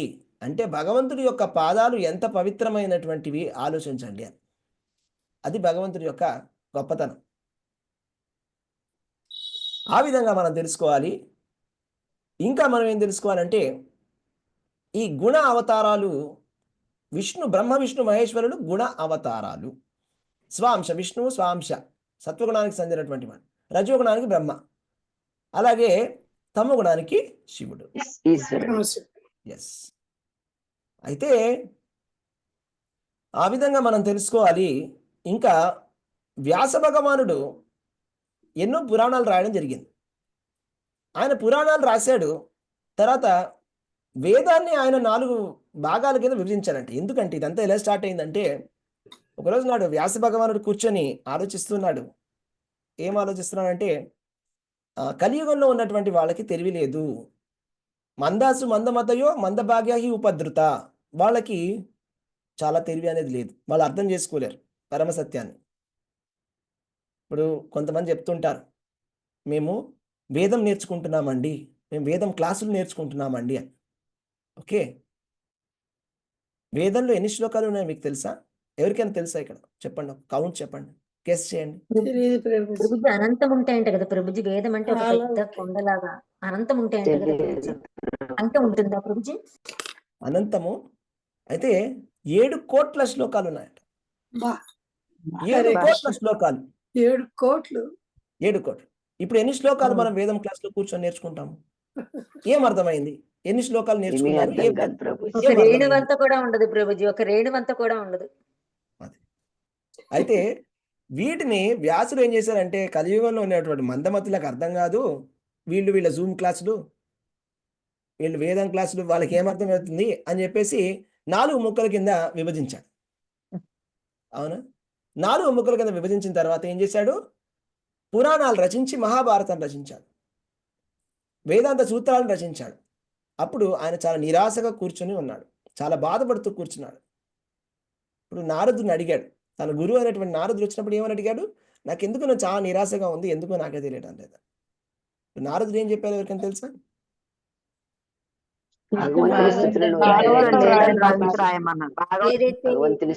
భాగవతుల గురించి నువ్వు చేసి రాయి, అప్పుడైతే నీకు ఆనందం అనేది వస్తుంది అని చెప్పి చెప్తారు ప్రభుజీ. శుద్ధ భక్తుల గురించి రాయమండి. ఈ వేదాలకు మూలకారణమైనటువంటి భగవంతుని గురించి రాయమంటారు. భగవంతుడి గురించి తెలిస్తే ఆనందం ఉంది. దానిని కనుక గురించి మీరు చెప్పలేదు. శుద్ధ భక్తుల గురించి రాయమని చెప్తారు. కృష్ణ భగవానుడి గురించి చక్కగా రాయమని చెప్తాడు. నువ్వైతే కృష్ణుడి గురించి చక్కగా రాయలేదు. ఏ ఫిలాసఫీ అయితే, ఏ తత్వం అయితే, ఏ దర్శనం అయితే భగవంతుని సంతృప్తిపరచదో ఆ దర్శనము పనికిరానటువంటి దర్శనం అని నారదుడు చెప్తాడు. మన్యే తత్ దర్శనం ఖిలం. అంటే ఏ దర్శనం అయితే భగవంతుని సంతృప్తి పరచదో అలాంటి దర్శనాలు, అలాంటి తత్వాలు ఎందుకు పనికిరానటువంటి తత్వాలని చెప్తాడు. కాబట్టి నువ్వు ఈ భాగవతాన్ని రాయమని చెప్తాడు. కాబట్టి అప్పుడు శ్రీమద్ భాగవతాన్ని వ్యాస భగవానుడు చిట్ట చివరిలో రాయడం జరిగింది. అయితే కృష్ణ భగవానుడు భగవద్గీతలో ఏం చెప్పారంటే, రుద్రాణం శంకరశ్చాస్మి, విత్తేషో యక్షరక్షసాం, వసూనాం పావకశ్చాస్మి, మేరు శిఖరిణామహం. అంటే ఇందాక మనం చెప్పుకున్నాం ఏకాదశి రుద్రులు అందరూ కూడా బ్రహ్మదేవుడి నుంచి వచ్చారు. ఆ ఏకాదశి రుద్రుల కథ మనం చెప్పుకున్నాం. ఏకాదశి రుద్రుల్లో ముఖ్యమైనటువంటి వాడు ఎవరు అంటే శంకరుడు, అంటే పరమశివుడు. కృష్ణ భగవానుడు భగవద్గీతలో ఏం చెప్పారంటే, రుద్రాణం శంకరశ్చాస్మి, నేనే రుద్రులలో శివుణ్ణి. అలాగే భగవద్గీతలో కృష్ణ భగవానుడు ఏం చెప్పారంటే, అక్షరాణం అకారోస్మి ద్వంద్వ సమాసికస్య చ అహం ఏవాక్షయ కాలో ధాతాహం విశ్వతోముఖ. అంటే అక్షరాలలో అకారాన్ని, సమాసాల్లో ద్వంద్వ సమాసాన్ని, సమయాన్ని నేనే, అలాగే సృష్టికర్తలలో బ్రహ్మదేవుణ్ణి నేనే అని చెప్పాడు. అంటే బ్రహ్మదేవుడు కూడా కృష్ణ భగవానుడి యొక్క అవతారమే.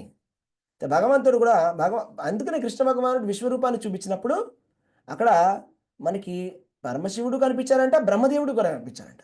బ్రహ్మానమీశం హృదయాంతరస్థం అంటే భగవంతుడి యొక్క హృదయంలో బ్రహ్మదేవుడు శివుడు ఇద్దరు కూడా కనిపించారు విశ్వరూపాన్ని చూపించినప్పుడు. అవునా? అలాగే పద్మపురాణంలో ఒక శ్లోకం వస్తుంది అనమాట. యాస్తు నారాయణం దేవం బ్రహ్మరుద్రాది దైవత సమత్వైన వీక్షేత స పాషాండి భవేద్ ధ్రువం. ఎవరైతే బ్రహ్మదేవుణ్ణి శివుణ్ణి కూడా నారాయణుడితో సమానం అని చెప్తారో స పాషాండి భవేద్ ధ్రువం. అలాంటి వాళ్ళని ఏమంటారంటే పాషాండులు. పాషాండులు అంటే వాళ్ళకి సంపూర్ణమైనటువంటి జ్ఞానం లేదు, సంపూర్ణమైనటువంటి జ్ఞానం లేదు, ఇంకా మోహం అనేది ఉన్నది అని చెప్తారన్నమాట. సో కాబట్టి అలాగే ఒకసారి మనకి శివుడు చెప్పినటువంటి శ్లోకం పద్మపురాణంలో ఆరాధనానాం సర్వేషాం విష్ణుర్ ఆరాధనం పరం. అంటే ఎన్నో రకాల ఆరాధనలు ఉన్నాయి, కానీ అన్నిటికన్నా గొప్ప ఆరాధన ఏమిటి అంటే విష్ణుర్ ఆరాధనం పరం. అన్నిటికన్నా ముఖ్యమైనటువంటి ఆరాధన విష్ణుర్ ఆరాధనం పరం. సో ఆ విధంగా మనం అలా తెలుసుకోవాలన్నమాట. సో అయితే ఇంకా శ్రీకృష్ణ భగవానుడు ఏం చెప్పాడు? ఏపి అన్యదేవత భక్త యజంతే శ్రద్ధయాన్విత తేపి మామేవ కౌంతే యజంతి అవిధిపూర్వకం. ఎవరైతే ఇతర దేవుళ్ళని దేవతలని పూజిస్తున్నారో వాళ్ళందరూ కూడా నన్నే పూజిస్తున్నారు. ఏపి అన్యదేవత భక్త యజంతే శ్రద్ధయాన్విత, ఎవరైతే చాలా శ్రద్ధతోటి అందరి దేవతల పూజలు చేస్తున్నారో తేపి మామేవ కౌంతేయ, నన్నే పూజిస్తున్నారు. యజంతి అవిధిపూర్వకం, కానీ పరోక్షముగా తప్పు విధముగా పూజిస్తున్నారు. ఎలాగా? ఇప్పుడు ఒక చెట్టు ఉన్నది, చెట్టుకి నీళ్లు పోయాలంటే మీరు నీళ్ళు ఎక్కడ పోస్తారు? మూలంలో పోస్తారా, లేకపోతే వేళ్ళకి నీళ్లు పోస్తే అన్ని శాఖలకి నీళ్లు వెళ్ళిపోతాయి. అలాగే కృష్ణ భగవానుడు ఆరాధన చేస్తే అందరూ, అన్ని కోట్ల దేవతలు అందరూ కూడా సంతోషిస్తారు. యస్మిన్ తుష్టే జగత్తుష్ట. భగవంతుడు సంతృప్తి చెందినట్లయితే అందరూ కూడా సంతృప్తి చెందుతారు. అయితే ఈ కామక్రోధాలని దాటడం అనేది చాలా చాలా కష్టమైనటువంటి విషయం. కామక్రోధాలను ఎవరు కూడా దాటలేరు. కామము, క్రోధం. అయితే కామక్రోధాలని దాటినటువంటి స్టోరీస్ మనం చాలా తక్కువగా వింటాం, అవునా? అయితే ఒకసారి ఏం జరిగింది, మనం విన్నటువంటి స్టోరీ భాగవతంలో ఏంటంటే, ఒకసారి బ్రహ్మదేవుడు తన నుంచి వచ్చినటువంటి తన కూతురు వెంట పరిగెత్తాడు అని చెప్తుంది భాగవతం. అంటే దాని నుంచి మనం తెలుసుకోవాల్సినటువంటి విషయం ఏంటంటే, భగవంతుడి యొక్క మాయ చాలా కష్టతరమైనది దాటడానికి. మమ మాయా దూరత్తయ్య అంటే భగవంతుడి యొక్క మాయ యొక్క స్వరూపమే. అంటే ఎవరైతే కనుక మనం చెప్పుకున్నటువంటి ఒక స్త్రీ యొక్క సౌందర్యం ఏమిటి అంటే భగవంతుడి యొక్క మాయ యొక్క రూపం, భగవంతుడి శక్తి. ఆ శక్తికి ఎవరైనా కూడా వశులైపోతారు. కాబట్టి బ్రహ్మదేవుడు సైతము తన సృష్టి చేసినటువంటి తన కూతురు వెంటనే తను వెళ్ళడం జరిగింది కామం వలన. అది భగవంతుడి యొక్క మాయ యొక్క ప్రభావము అని చెప్పడం జరిగింది. తర్వాత బ్రహ్మదేవుడు ఆయన శరీరాన్ని విడిచిపెట్టేస్తాడు, అది వేరే విషయం. తర్వాత వేరే శరీరాన్ని గ్రహిస్తాడు. అది మనకి ఒక ఎగ్జాంపుల్ చూపించడానికి, భగవంతుడి యొక్క మాయ ఎంత పవర్ఫుల్గా ఉందని చూపించడానికి. అయితే అలాగే ఒకసారి ఏం జరుగుతుందంటే, పార్వతీదేవి వచ్చేసి శివుడికి ఆరాధన చేస్తున్నప్పుడు ఏం జరుగుతుంది? ఎవరు చెప్పగలరా? ఎవరు వస్తారు?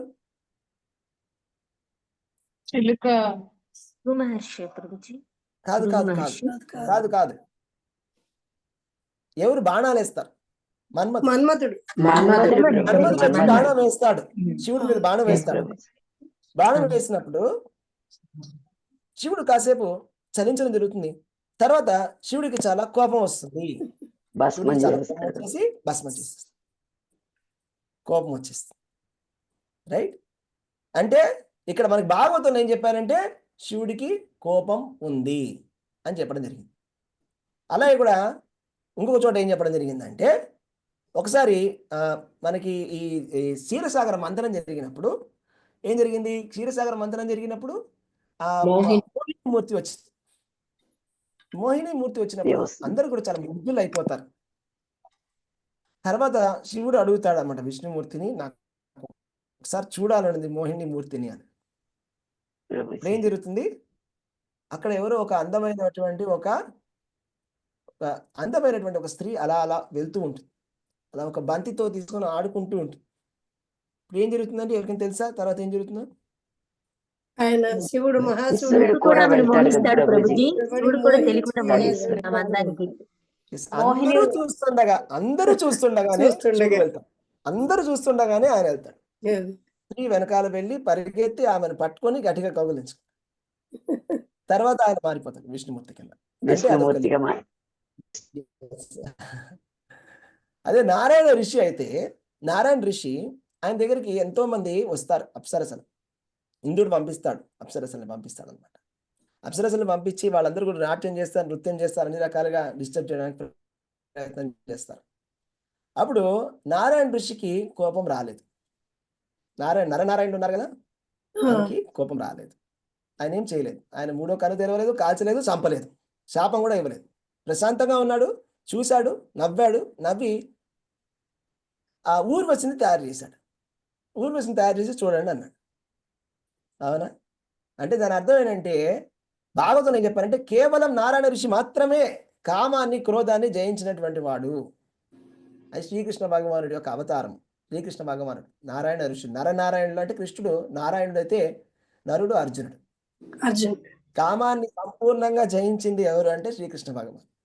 కామాన్ని జయించగలిగింది ఎవరైనా ఉన్నారంటే, కామాన్ని క్రోధాన్ని సంపూర్ణంగా జయించగలిగిన వాడు ఎవరైనా ఉన్నారంటే వాడే భగవంతుడు. కృష్ణుడు భగవంతుడు తప్ప ఎవరు కూడా కామ క్రోధాలని జయించలేరు, సంపూర్ణంగా జయించలేరు.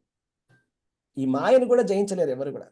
అంటే మాయ సంపూర్ణంగా మాయ రహితముగా, అంటే అస్సలు కొంచెం కూడా రజస్తమ గుణాలు లేకుండా సంపూర్ణమైనటువంటి నిర్గుణ తత్వము, అంటే ఎటువంటి రజస్తమో గుణాల యొక్క ప్రభావం, ఎటువంటి ప్రభావం లేకుండా ఉన్నది ఎవరికైనా ఉన్నది అంటే అది శ్రీకృష్ణ భగవానుడికే. ఆయన దివ్యమైనటువంటి అవతారాలు, దివ్యమైనటువంటి గుణాలతోటి మనకు అది తెలిసి వస్తుంది అన్నమాట. ఆయన చేసేటువంటి లీలలతోటి మనం తెలుసుకోవాలి భగవంతుడి యొక్క గుణాలు ఏంటని. నిర్గుణ స్వరూపుడు. నిర్గుణం అంటే మళ్ళా ఏమి గుణాలు లేవని కాదు, రజస్తమో గుణాలు సంపూర్ణము, సంపూర్ణమైనటువంటి సత్వము, సంపూర్ణమైనటువంటి శుద్ధ సత్వము. భగవంతుడు చాలా మంచివాడు. ఒక ముక్కలో చెప్పాలంటే ఆయనలో కేవలం మంచి మాత్రమే ఉంది, చెడు అనేది లేనే లేదు. అది భగవంతుడి యొక్క గొప్పతనం. ఆయన కేవలం మంచి గుణాలు మాత్రమే ఉన్నాయి, కళ్యాణ గుణాలు మాత్రమే ఉన్నాయి. ఆయన అందరికీ కూడా మంచే కోరుకుంటాడు. ఆయన మన మంచి కోరుకుంటున్నాడు, మనకి పరమ శ్రేయస్సును కోరుకుంటున్నాడు.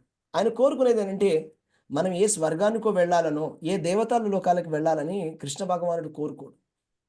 కృష్ణ భగవానుడు ఏం కోరుకుంటాడంటే, ఎప్పుడైనా కూడా ఒక తండ్రి పిల్లలకి ఏం కోరుకుంటాడండి? తన బిడ్డలు తన దగ్గర తీసుకెళ్ళాలి కోరుకుంటారు, వాళ్ళ శ్రేయస్సు కోరుకుంటారు. నువ్వు ఎక్కడైనా ఉండు నాయన, మంచిగా ఉండు అని కోరుకుంటాను. అవునా? మంచిగా ఉండు, సుఖంగా ఉండు, సంతోషంగా ఉండు, హ్యాపీగా ఉండు, సంతోషంగా ఉండు, ఆనందంగా ఉండు, సుఖంగా ఉండు, శాంతితో ఉండు, ప్రశాంతంగా ఉండు అని కోరుకుంటాం. ప్రశాంతతో ఉండాలని కోరుకుంటాం. మీకు ప్రశాంతత కావాలన్నా, సుఖం కావాలన్నా, ఆత్యంతిక సుఖం కావాలన్నా, ఆనందం కావాలన్నా, పరమానందం కావాలన్నా కూడా అది సాధ్యమా? భగవంతుడు లేకుండా, భగవంతుడి భక్తి రహితంగా మనకి శాంతి అనేది ఎవరికైనా వచ్చిందా? ప్రశాంతత కృష్ణ భగవానుడు ఎంత క్లియర్గా చెప్తాడు. బ్రహ్మభూత ప్రసన్నాత్మ నశోచతి. కృష్ణ భగవానుడి యొక్క ఆరాధనలో మాత్రమే బ్రహ్మభూత ప్రసన్నాత్మ నశోచతి నకాంక్ష. బ్రహ్మభూత స్థితిలో మాత్రమే ప్రశాంతంగా ఉండగలం. బ్రహ్మభూత స్థితి కాకుండా ఉన్నటువంటి ఏ స్థితిలో కూడా మనం ప్రశాంతంగా ఉండడానికి వీల్లేదు. ఎలాంటి స్వర్గలోకాలకు వెళ్ళినా, ఏ దేవతా లోకాలకు వెళ్ళినా, బ్రహ్మదేవుడికి వెళ్ళినా కూడా ఆ బ్రహ్మభువనాల్లోక పునరావర్తిని అర్జున. ఏ లోకానికి వెళ్ళినా కూడా అక్కడ మళ్ళా పుట్టడం అనేది, మళ్ళా చావడం అనేది ఖచ్చితము. అక్కడ ఎక్కడ కూడా మనకి సంతోషము, సుఖము, ఆనందం అనేది ఎక్కడా లేదు. కేవలం భగవంతుడి యొక్క పాద పద్మాల దగ్గర మాత్రమే ప్రశాంతత అనేది ఉంటుంది. ఎవరికైనా కూడా ప్రశాంతత మా జీవితంలో లేదు అనుకున్నట్లయితే, మా జీవితంలో ఆనందం లేదు, మాకు సుఖం లేదు అని కోరుకున్నటువంటి వాళ్ళందరూ కూడా భగవంతుడి యొక్క పాద పద్మాలని వెంటనే ఆశ్రయం తీసుకోవాలి. భగవంతుడి యొక్క కథలని శ్రవణం చేయాలి. భగవంతుడిని దేవాది దేవుడని ఒప్పుకోవాలి. అది మొదటి విషయం.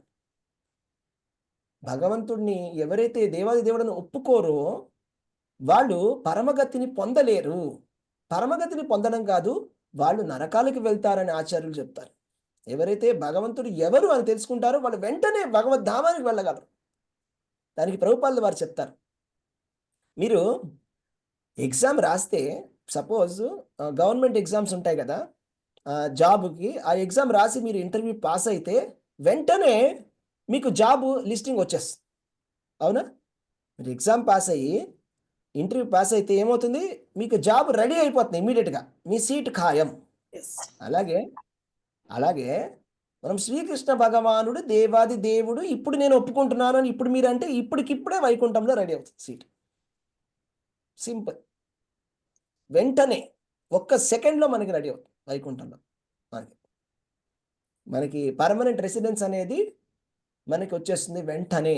శ్రీకృష్ణ వాసుదేవ సర్వమితి అని అన్న వెంటనే, శ్రీకృష్ణ భగవానుడే దేవాది దేవుడు అని అన్న వెంటనే సమహాత్మా సుదుర్లభ అని కృష్ణ భగవానుడు పొగుడుతున్నాడు.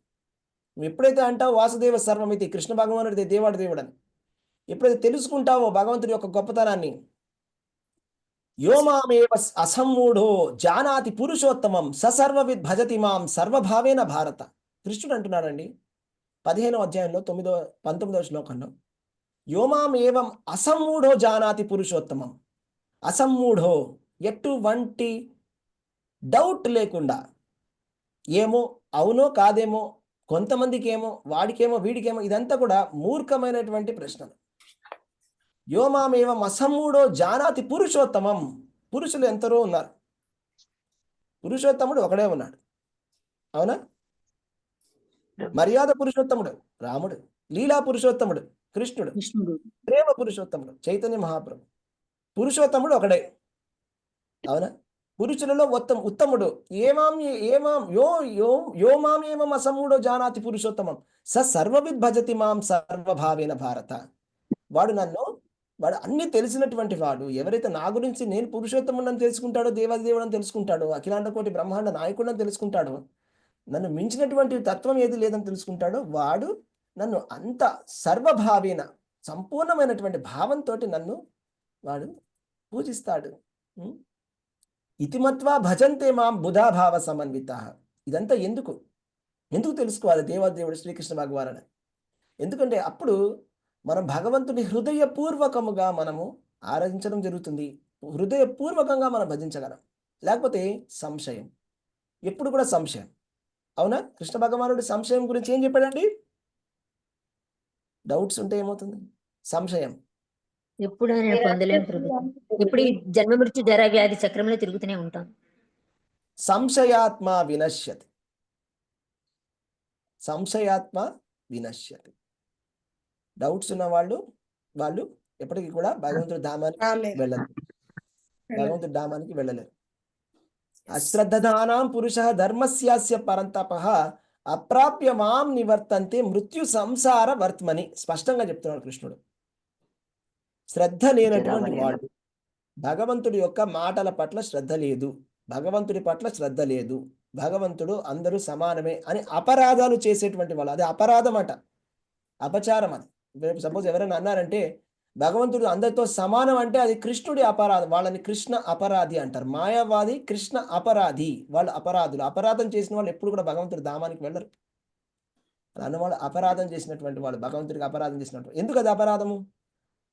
సపోజ్ మీరు రాజు ఉన్నాడని, మీరు రాజుని పట్టుకొని ఇలా అన్నారనుకోండి, ఆ రాజు ఇక్కడ మా ఇంటి ముందు ఊడ్చే వాళ్ళు కూడా ఒకటే సమానం అన్నారు అనుకోండి, అది అపరాధమా కాదా? చాలా దోషం. తప్పది. రాజు తెలిసిందంటే కోపం వస్తుంది. అవునా కదా? ఏంటా మాట కదా? సో అది తప్పు. సో మనం తెలుసుకోవాలంటే భగవంతుడి యొక్క గొప్పతనం తెలుసుకోవాలి. అహం సర్వస్య ప్రభువో మత్త సర్వం ప్రవర్తతే ఇతి మత్వా భజంతే మాం బుధాభావ సమన్విత. చాలా అద్భుతమైన శ్లోకం ఇది. భగవంతుడి యొక్క గొప్పతనం ఏంటో స్పష్టంగా క్లారిటీగా తెలుసుకోవాలి, చక్కగా శ్రవణం చేయాలి. దానికి అందుకని కృష్ణ భగవానుడు ఏమంటే యథాజ్ఞాస్యసి తచ్ఛృణు. ఇది ఒక్క నిమిషంలో తక్కువని తెలుసుకునే విషయం కాదు. శృణు, వినాలి, ఫస్ట్ వినాలి. ఎక్కడి నుంచి వినాలి? చక్కగా వినాలి, శ్రవణం చేయాలి. ఎక్కడ శ్రవణం చేయాలి? ఎక్కడ పడితే అక్కడ శ్రవణం చేయాలి. ఎస్, భక్తులు. భక్తుల దగ్గర మాత్రమే వినాలి. ఎందుకంటే మనము భక్తుల దగ్గర కాకుండా మనం ఎక్కడ పడితే అక్కడ వింటే ఏమవుతుందంటే, అది ఎలాగంటే శ్రవణం నా కర్తవ్యం. అక్కడ మనకి ఏంటి, అవైష్ణవ ముఖోద్గీర్ణం పూతం హరికథామృతం శ్రవణం నైవ కర్తవ్యం సర్పోచ్చిష్టం యథాపయ అని చెప్పారు. పద్మపురాణంలో చెప్పినటువంటి వాక్యం, అంటే శాస్త్రాలలో ఉన్నటువంటి వాక్యం. అవైష్ణవ ముఖోద్గీర్ణం పూతం హరికథామృతం. అవైష్ణవులు చెప్పేటువంటి కథలు, హరికథలు వినకూడదు. ఎందుకు? హరికథ చాలా గొప్పది కదండి. హరికథ గొప్పది, అవును. పాలు కూడా చాలా మంచివే. కానీ పాము నోరు పెడితే ఏమవుతుంది? పాలు విషప్రాయం. అదేవిధంగా సర్పోచ్చిష్ట యథోపయ, సర్పోచ్చిష్ట యథాపయ. ఒకసారి సర్పోచ్చిష్టం అంటే పాము కనుక నోరు పెట్టిందంటే అది విషం అయిపోతుంది. అదేవిధంగా కృష్ణ భగవానుడి యొక్క కథని, కృష్ణ భగవానుడి యొక్క భజన, కృష్ణుడి యొక్క నామాన్ని ఎప్పుడు కూడా అభక్తుల నోట వినకూడదట. వాళ్ళ నోట వింటే ఫస్ట్ ఆఫ్ ఆల్ మనకి ఎటువంటి లాభం అనేది రాదు, నష్టం అనేది కూడా ఇంకా చాలా ఎక్కువ జరుగుతుంది. ఎందుకంటే మనం మోహంలో పడిపోతాం. ఫస్ట్ మనం భగవద్గీత క్లాస్లో కూర్చుంది భగవంతుడి గురించి తెలుసుకోవడానికి, కానీ అభక్తుల నోట విన్న తర్వాత అసలు భగవంతుడు ఉన్నాడా అనేటువంటి సంశయం స్టార్ట్ అవుతుంది. భగవంతుడు లేడని అపరాధ బుద్ధి మనకి స్టార్ట్ అవుతుంది. భగవంతుడు అందరితో సమానం అనేటువంటి విషయాన్ని వాళ్ళు నేర్పించడానికి ప్రయత్నం చేస్తారు. అది సర్పోచిష్ట యథాపయ అంటే. దానివల్ల వచ్చినటువంటి లాభం ఏంటి? అపరాధం తప్పితే మనకు వచ్చింది ఏంటి? కృష్ణుడైనా పొగిడాడా భగవద్గీతలో? నువ్వు అందరితో సమానం అంటే వెరీ గుడ్ అంటున్నాడా కృష్ణుడు? చెప్పండి. అలా ఎంకరేజ్ చేస్తున్నాడా? అలా చేయమని చెప్తున్నాడా? చెప్పాడు అర్జునుడికి అలాగా? లేదు ప్రభుజీ, అనన్య భక్తి చేయమన్నారు. అనన్య భక్తి చేయమన్నాడు. నేను నన్ను మించినటువంటి తత్వం లేదని తెలుసుకోమని చెప్పాడు. అర్జునుడు కూడా అలాగే అర్థం చేసుకున్నాడు.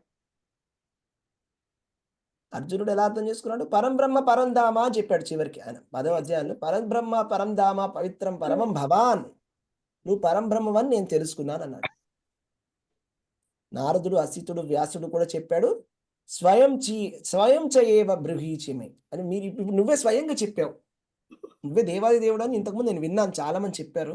ఇప్పుడు స్వయంగా నువ్వే నీ నోటితోటి నువ్వు చెప్పి నాకు చూపించావు. నువ్వు చెప్పావు, నెక్స్ట్ నాకు చూపించండి. చూపిస్తాడు ప్రాక్టికల్. నేనే దేవాది దేవుడు. కాబట్టి ఎటువంటి సంశయం పెట్టుకోకూడదు. చక్కగా చదవాలి, శ్రవణం చేయాలి, బాగా వినాలి. మనం భక్తుల దగ్గర మనం మంచిగా వినాలి, చక్కగా వినాలి. మనం బాగా శ్లోకాలను వినాలి. అందరూ అడిగే ప్రశ్న నాకు తెలుసు, ఒకటే ప్రశ్న వస్తుంది అందరికి, మరి ప్రభుజీ నాకు కొంతమంది చెప్పారు అందరూ సమానమే. ఏం చెప్తాం ఇక? అవైష్ణవ ముఖాద్గీర్ణం ఇప్పుడే చెప్పుకున్నాగా. పూతం హరికథామృతం శ్రవణం నైవ కర్తవ్యం సర్పోచ్చిష్ట యథాపయ. అంతే. అంటే మీరు విన్నది ఎటువంటిది అంటే పాము నోరు పెట్టినటువంటి పాల లాంటిది అని. విషపూరితమైనటువంటి పాలని మీరు తాగి ఉన్నారని చెప్తాను అంతే. నేను ఇంతకన్నా నేను చెప్పలేను. అది కేవలం మోహం మాత్రమే. అంటే కృష్ణ భగవానుడే వచ్చి మనకు చెప్పినా కూడా నేను దేవుని కాదని అది జోక్ కనుక మనం తెలుసుకోవాలి. అది ఒక ఊరికేనే తమాషాకి చెప్తున్నాడు కృష్ణ భగవానుడు. అది భక్తులకు తెలుసు. అవును. అలాగే ఇప్పుడు చెప్తాడు కృష్ణ భగవానుడు నంద మహారాజ్ తోటి, అలాగే అంటాడు కదా గోవర్ధన్ గిరిలో, అసలు దేవుడే లేడిపో అంటాడు. మరి ఏం పుణ్యం చేసుకుంటే అదే వస్తుంది మనకి, దేవుడు లేడిపో అని చేస్తారు. ఇప్పుడు బుద్ధుడి కింద వస్తాడు కృష్ణ భగవానుడు, వచ్చి నాస్తికత్వాన్ని చెప్తాడు. మనం వెళ్ళిపోయి బుద్ధుడి దగ్గరికి వెళ్ళి మనం బౌద్ధం వినేస్తామా? అలాగే భక్తులకు తెలుసు భగవంతుడు ఎప్పుడెప్పుడు ఏం చెప్తున్నాడు, ఎలా చెప్తున్నాడు. అశ్వత్థామకి చెప్తాడు కృష్ణుడు, చంపేసేయి అశ్వత్థామని. అర్జునుడికి చెప్తాడు అశ్వత్థామని చంపని. ఈ అశ్వత్థామ చాలా తప్పు చేశాడు. అశ్వత్థామ ఏం చేశాడు? బ్రహ్మాస్త్రం ఉప పాండవులను సంహరించాడు. చంపేసే అంటాడు. చంపేసే అని ఇలా చూస్తూ ఉంటాడు కృష్ణుడు. చూద్దాం ఏం చేస్తాడు. ఓకే, చెప్పిన తర్వాత చూస్తుంటాడు ఏం చేస్తాడు చూద్దాం. అప్పుడు అర్జునుడు ఏం చేశాడు? వెంటనే చంపేశాడా? అర్జునుడు చంపకుండా ఏం చేశాడంటే అశ్వత్థామకి గుండు గీసి వదిలిపెట్టేశాడు. అది కూడా అదే. అప్పుడు ఆ విధంగా చేస్తే అప్పుడు కృష్ణుడు చాలా సంతోషపడతాడు. అప్పుడు అంటాడు, వెరీ గుడ్, కరెక్ట్, నువ్వు తెలుసుకున్నావు, నేను చెప్పిన విషయం పాస్ అయ్యావు, టెస్ట్ పాస్ అయ్యావు. సో అదేవిధంగా ఎగ్జామ్ పేపర్లో ABCD ఉంటాయి. ABCD, అవునా? మల్టిపుల్ చాయిస్లు ఉంటాయి, చాలా క్లోజ్గా ఉంటాయి, కన్ఫ్యూజింగ్గా ఉంటాయి. Yes, ప్రభుజీ. కానీ రాంగ్ సెలెక్షన్ పెడితే నెగిటివ్ మార్క్ వస్తుందా, పాజిటివ్ మార్క్ వస్తుందా? చెప్పండి. నెగిటివ్ వస్తుంది నెగిటివ్ ప్రభుజీ. మార్క్ నెగిటివ్ వస్తుంది మార్క్ వస్తుంది. ప్రభుజీ. నెగిటివ్ మార్క్స్ నెగిటివ్ వస్తాయి వస్తుంది. ప్రభుజీ. మరి ఆ క్వశ్చన్ పేపర్ సెట్ చేసింది ఎవరు? స్కూల్ వాళ్ళే సెట్ చేశారు, Yes. కాలేజ్ వాళ్ళే సెట్ చేశారు. అవును. అదేంటండి, కాలేజ్ వాళ్ళు కరెక్ట్ ఆన్సరే కదా చెప్పాల్సింది, తప్పుడు ఆన్సర్లు ఎందుకండి మాకు ఇస్తున్నారు అని మనం అడిగామా? లేదు. చెప్పండి. వాళ్ళు మిమ్మల్ని లేదు. పరీక్షిస్తారు. పరీక్ష. మనని పరీక్షించడానికి 4 ఆన్సర్లు ఇచ్చారు. అందులో రైట్ ఆన్సర్ సెలెక్ట్ చేసుకునే బాధ్యత ఎవరిది? మనది. కరెక్ట్ మనది. చేసుకునే బాధ్యత మనది. కరెక్ట్ ఆన్సర్ సెలెక్ట్ చేసుకున్నవాడు పాస్ అవుతాడు. పాస్ అవుతుంది. కొంచెం తప్పైనా కూడా తప్పే, కొంచెం తప్పు మొత్తం తప్పు అనేది ఉండదు. కన్ఫ్యూజన్లో ఒక్కసారి పడిన తర్వాత కన్ఫ్యూజన్లో మార్చారంటే మీరు ఆన్సర్ని, అది తప్పే, నెగిటివ్ మార్కింగే. ఇంకా పాజిటివ్ మార్కింగ్ అనేది లేదు. దాన్ని ఎలా ఇస్తాం పాజిటివ్ మార్క్? ఒక్కసారి మనం కృష్ణ తత్వాన్ని తెలుసుకోకుండా కృష్ణుడు దేవతలు సమానం అన్నాము అంటే మనం ఏబిసిడిలో సి కరెక్ట్ ఆన్సర్ అయితే బి పెట్టామని అర్థం అయిపోయింది. దానికి negative marks. No positive mark. నామాపరాధనలో కూడా వస్తుంది కదా ప్రభుజీ. ఎస్, నా అపరాధం. చదువుకునేది కూడా అదే. సింపుల్ విషయం అండి. ఇదంతా కూడా మోహము. ఒక్క ముక్కలో చెప్పాలంటే మోహము. మోహం అంటే ఒక విషయాన్ని తప్పుగా అర్థం చేసుకోవడం, లేకపోతే ఉల్టా అర్థం చేసుకోవడం. ఏది అర్థం చేసుకోవాలి? ఇప్పుడు ఒక టీచరు స్టూడెంట్కి చెప్తాడు, చెప్పిన తర్వాత వాడికి ఏం అర్థం కాలేదంట. మొత్తం రామాయణం అంతా చెప్పిన తర్వాత రాముడికి సీత ఏమవుతుంది అని అడిగాడంటే, అంతే కదా. అలాగే భగవద్గీత అంతా కృష్ణ భగవానుడు 700 శ్లోకాలలో ఆయన గొప్పతనం గురించి చెప్పిన తర్వాత కృష్ణుడు దేవాది దేవుడైనా కాదా అని అడిగితే ఏం చెప్తాం? ఇంకా మహాభారతం అంతా చెప్పి కృష్ణుడు భగవద్గీత అందులో చెప్పి భగవద్గీతలో నేనే పరమేశ్వరుడు అని చెప్పిన తర్వాత కూడా కృష్ణుడు దేవుడైనా కాదా అంటే అలాగే ఉంటుంది. అది కూడా అంటే ఈ స్టూడెంట్కి ఏమీ అర్థం కాలేదని అర్థం. అర్థం చేసుకునేంత వరకు వినాలి. ఓకే, డౌట్స్ ఉంటే క్లారిఫై చేసుకోవాలి. ఓకే, హరే కృష్ణ. ఎవరికైనా ప్రశ్నలు ఉన్నాయా? ప్రభుజీ ఒక్క చిన్న రిక్వెస్ట్ ప్రభుజీ. మీరు 9 చెప్పారు కదా ప్రభుజీ. వాసుదేవ పరామక, వాసుదేవ పరాయోగ, పరాక్రియ, పరం జ్ఞానం, తర్వాత ఏం చెప్పారు ప్రభుజీ? చెప్తాను, నోట్ చేసుకుంటున్నారా? ఇది నోట్ చేసుకుంటాను వాసుదేవ ప్రభుజీ. పరా వేద, వాసుదేవ పరామఖ, వాసుదేవ పరాయోగ, వాసుదేవ పరాక్రియ, వాసుదేవ పరం జ్ఞానం, వాసుదేవ పరంతప, వాసుదేవ పరంతపః. పరోధర్మో. కొంచెం స్లోగా ప్రభుజీ ప్లీజ్. పరంతపః, పరోధర్మో పరోధర్మ, పరాగతి. పరాగతి. పరాగతి అంటే వాసుదేవుడే అన్నిటికీ అనేక పరమమైనటువంటి గతి. గతి. అది ప్రభుజీ మొదట కొంచెం చెప్పరా మళ్ళా 4? ఎస్ మాతాజీ. వాసుదేవ పర వేద మొదటి శ్లోకం అది. రెండోది పరామఖ, వాసుదేవ పరామఖ, వాసుదేవ పరాయోగ, వాసుదేవ పరాక్రియ, వాసుదేవ పరం జ్ఞానం, వాసుదేవ పరంతప, వాసుదేవ పరోధర్మో, వాసుదేవ పరాగతి. ఓకే, హరే కృష్ణ. ఈ భాగవతంలో వస్తాయి ప్రభుజీవి. భాగవతం మాతాజీ మొదటి స్కందము 2వ అధ్యాయము 28 నుంచి 29 శ్లోకాలు. ప్రభుజీ మొదటి స్కందం, మొదటి స్కందము 2వ అధ్యాయము 28, 29. 28, 29. Okay Prabhuji.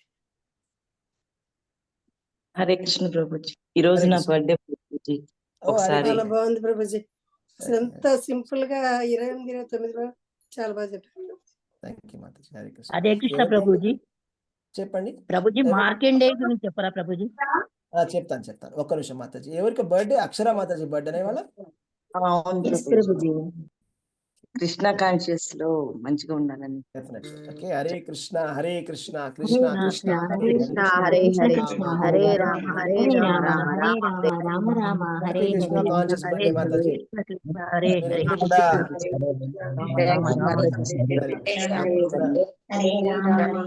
Happy Krishna happy Krishna conscious birthday మాతాజీ. సో మీరు ఎప్పుడు కృష్ణుడి గురించి తలుచుకుంటూ ఉండాలని కోరుకుంటున్నాను. Okay, yes. అయితే మార్కండేయుడి గురించి అడిగారు ఎవరో ప్రశ్న. మార్కండేయుడు తన చిన్నతనంలో మనకందరికీ తెలుసు ఈ లీల. శివుణ్ణి పూజిస్తూ ఉంటాడు. పూజించినప్పుడు యమధర్మరాజు చంపడానికి వచ్చినప్పుడు శివుడు వచ్చి ఆపడం జరుగుతుంది. ఆ స్టోరీ వరకు అంతవరకు తెలుసు మనకు. మనకు తెలియనటువంటి స్టోరీ ఏంటంటే భాగవతంలో ఉంది. మార్కండేయుడు చాలా గొప్ప కృష్ణ భక్తుడు, విష్ణు భక్తుడు. యాక్చువల్లీ అదే నేను చెప్పాక స్టోరీ. తర్వాత ఏమవుతుందంటే ఒక రోజు నాడు ఆయన పూజ చేస్తుంటే ఫస్ట్ పరమశివుడు వస్తాడు. పరమశివుడు వచ్చి వరాలను కోరుకో అంటాడు. వరాలను కోరుకోమంటే అప్పుడు అంటాడు, స్వామి నాకు ఏమీ వద్దు, నాకు కావాల్సిందల్లా నాకు నీ పట్ల భక్తి కావాలి, భగవంతుడైనటువంటి విష్ణుమూర్తి పట్ల భక్తి కావాలి అని అడుగుతాడు. అప్పుడు ఆయన అంటాడు, అబ్బా అంత అద్భుతం, ఎంత చక్కటి విష్ణు భక్తుడు అని చెప్తాడు శివుడు. అంటే నీకు ఎటువంటి కోరికలే లేవని. తర్వాత విష్ణుమూర్తి వస్తాడు, నీకేం కావాలి అంటే నాకు ప్రళయం అయిన తర్వాత నాకేముందో చూడాలని ఉందని చెప్తాడు. మార్కండేయ ఋషి ఎవరు అంటే ఆయన ప్రళయం అయిన తర్వాత కూడా ఆయన చూస్తాడన్నమాట. ప్రళయం అయిన తర్వాత కూడా ఆయన అంతా చూస్తాడు. ఆయన అంతా చూసేసి వచ్చి చెప్తాడన్నమాట. ఒకసారి పాండవులు వచ్చి మార్కండేయ ఋషిని అడుగుతారు, ప్రళయం తర్వాత ఎవరు ఉంటారని. అప్పుడు ఆయన ఈ స్టోరీ అంతా చెప్తాడన్నమాట. ఒకరోజు ఇలాగ నేను తపస్సు చేసిన తర్వాత విష్ణుమూర్తి నాకు ఇలాగా ప్రళయం తర్వాత నీకు చూపిస్తానని చెప్పి చూపించాడు. ప్రపంచం అంతా చూసాం, అప్పుడు ఎవరూ లేరు. అసలు అప్పుడు ఉన్నది ఒక్కడే ఒక ఆయన ఉన్నాడు. ఎవరు అంటే నీళ్ల మీద నేను ఒక వటపత్రాన్ని చూశాను. ఒక అశ్వత్థ వృక్షం యొక్క రావి చెట్టు ఆకు ఉంటుంది కదా, ఆకు చూశాను. ఆకు పైన చిన్న బాబు ఆడుకుంటున్నాడు.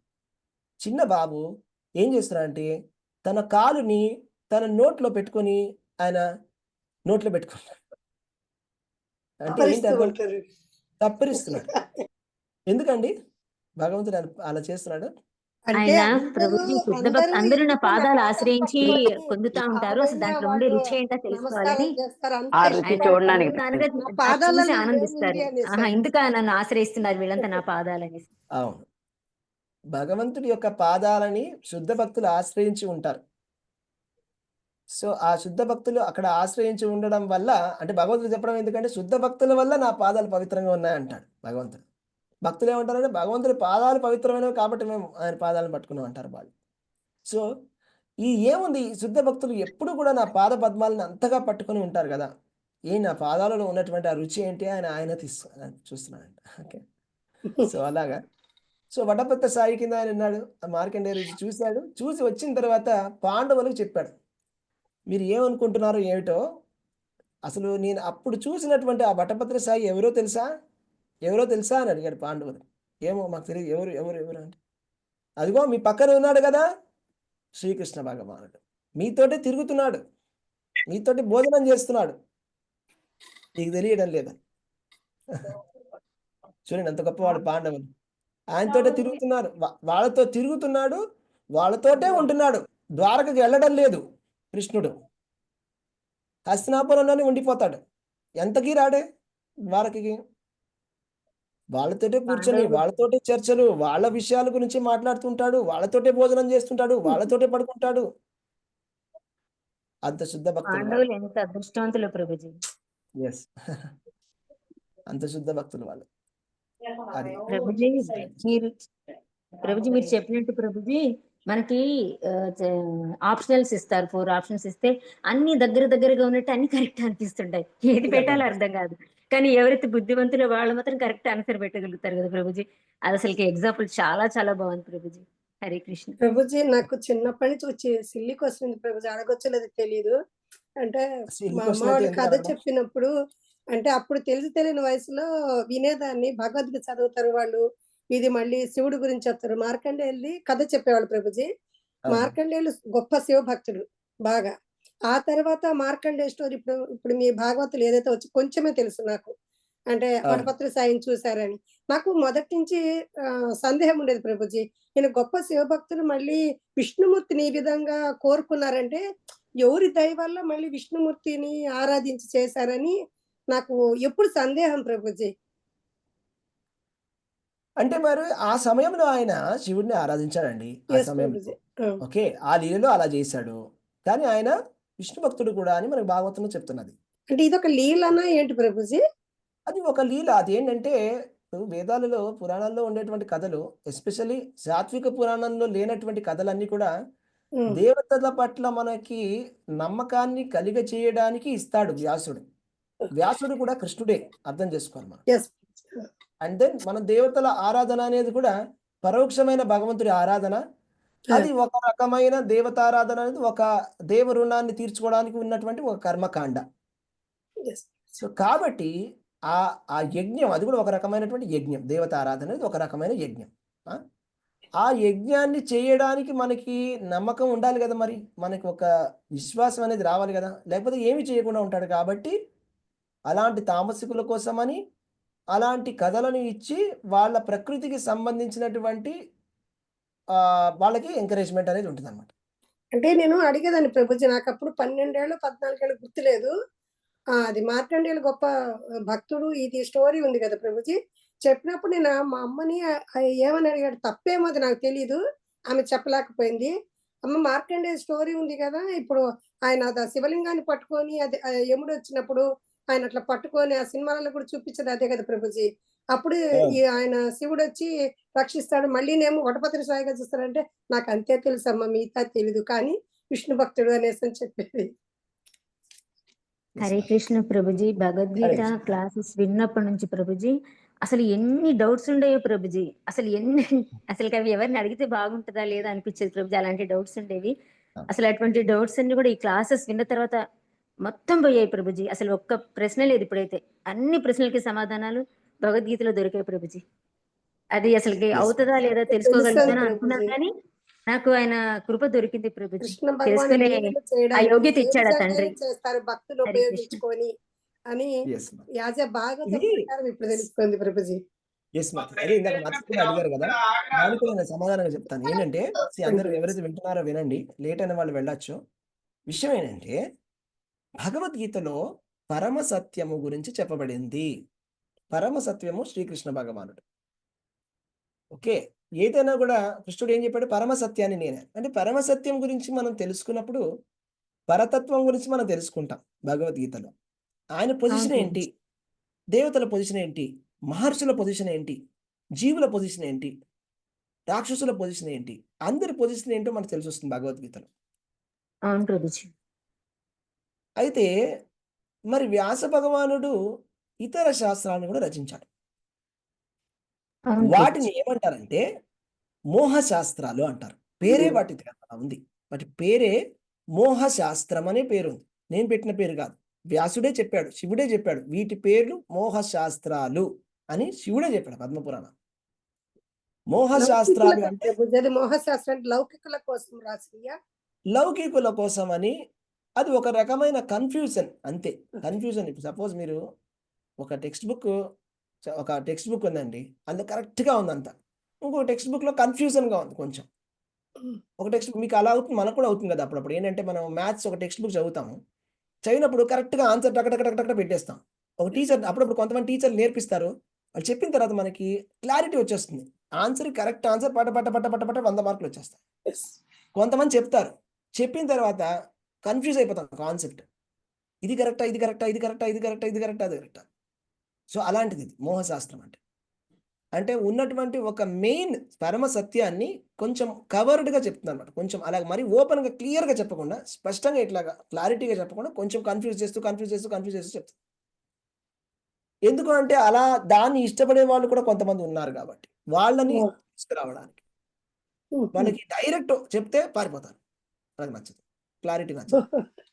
కాబట్టి వాళ్ళని కూడా ఉంచడానికి వ్యాసదేవుడు ప్రయత్నం చేస్తాడు. వాళ్ళు కూడా ఎంతో కొంత ధర్మంలో ఉండాలి. లేకపోతే ధర్మం నుంచి వెంటనే పడిపోతారు. అంటే ఇప్పుడు అంటే ఫర్ సపోజ్ అంటే ఈ ఎగ్జాంపుల్ ఇలా తీసుకొచ్చా ప్రభుజీ.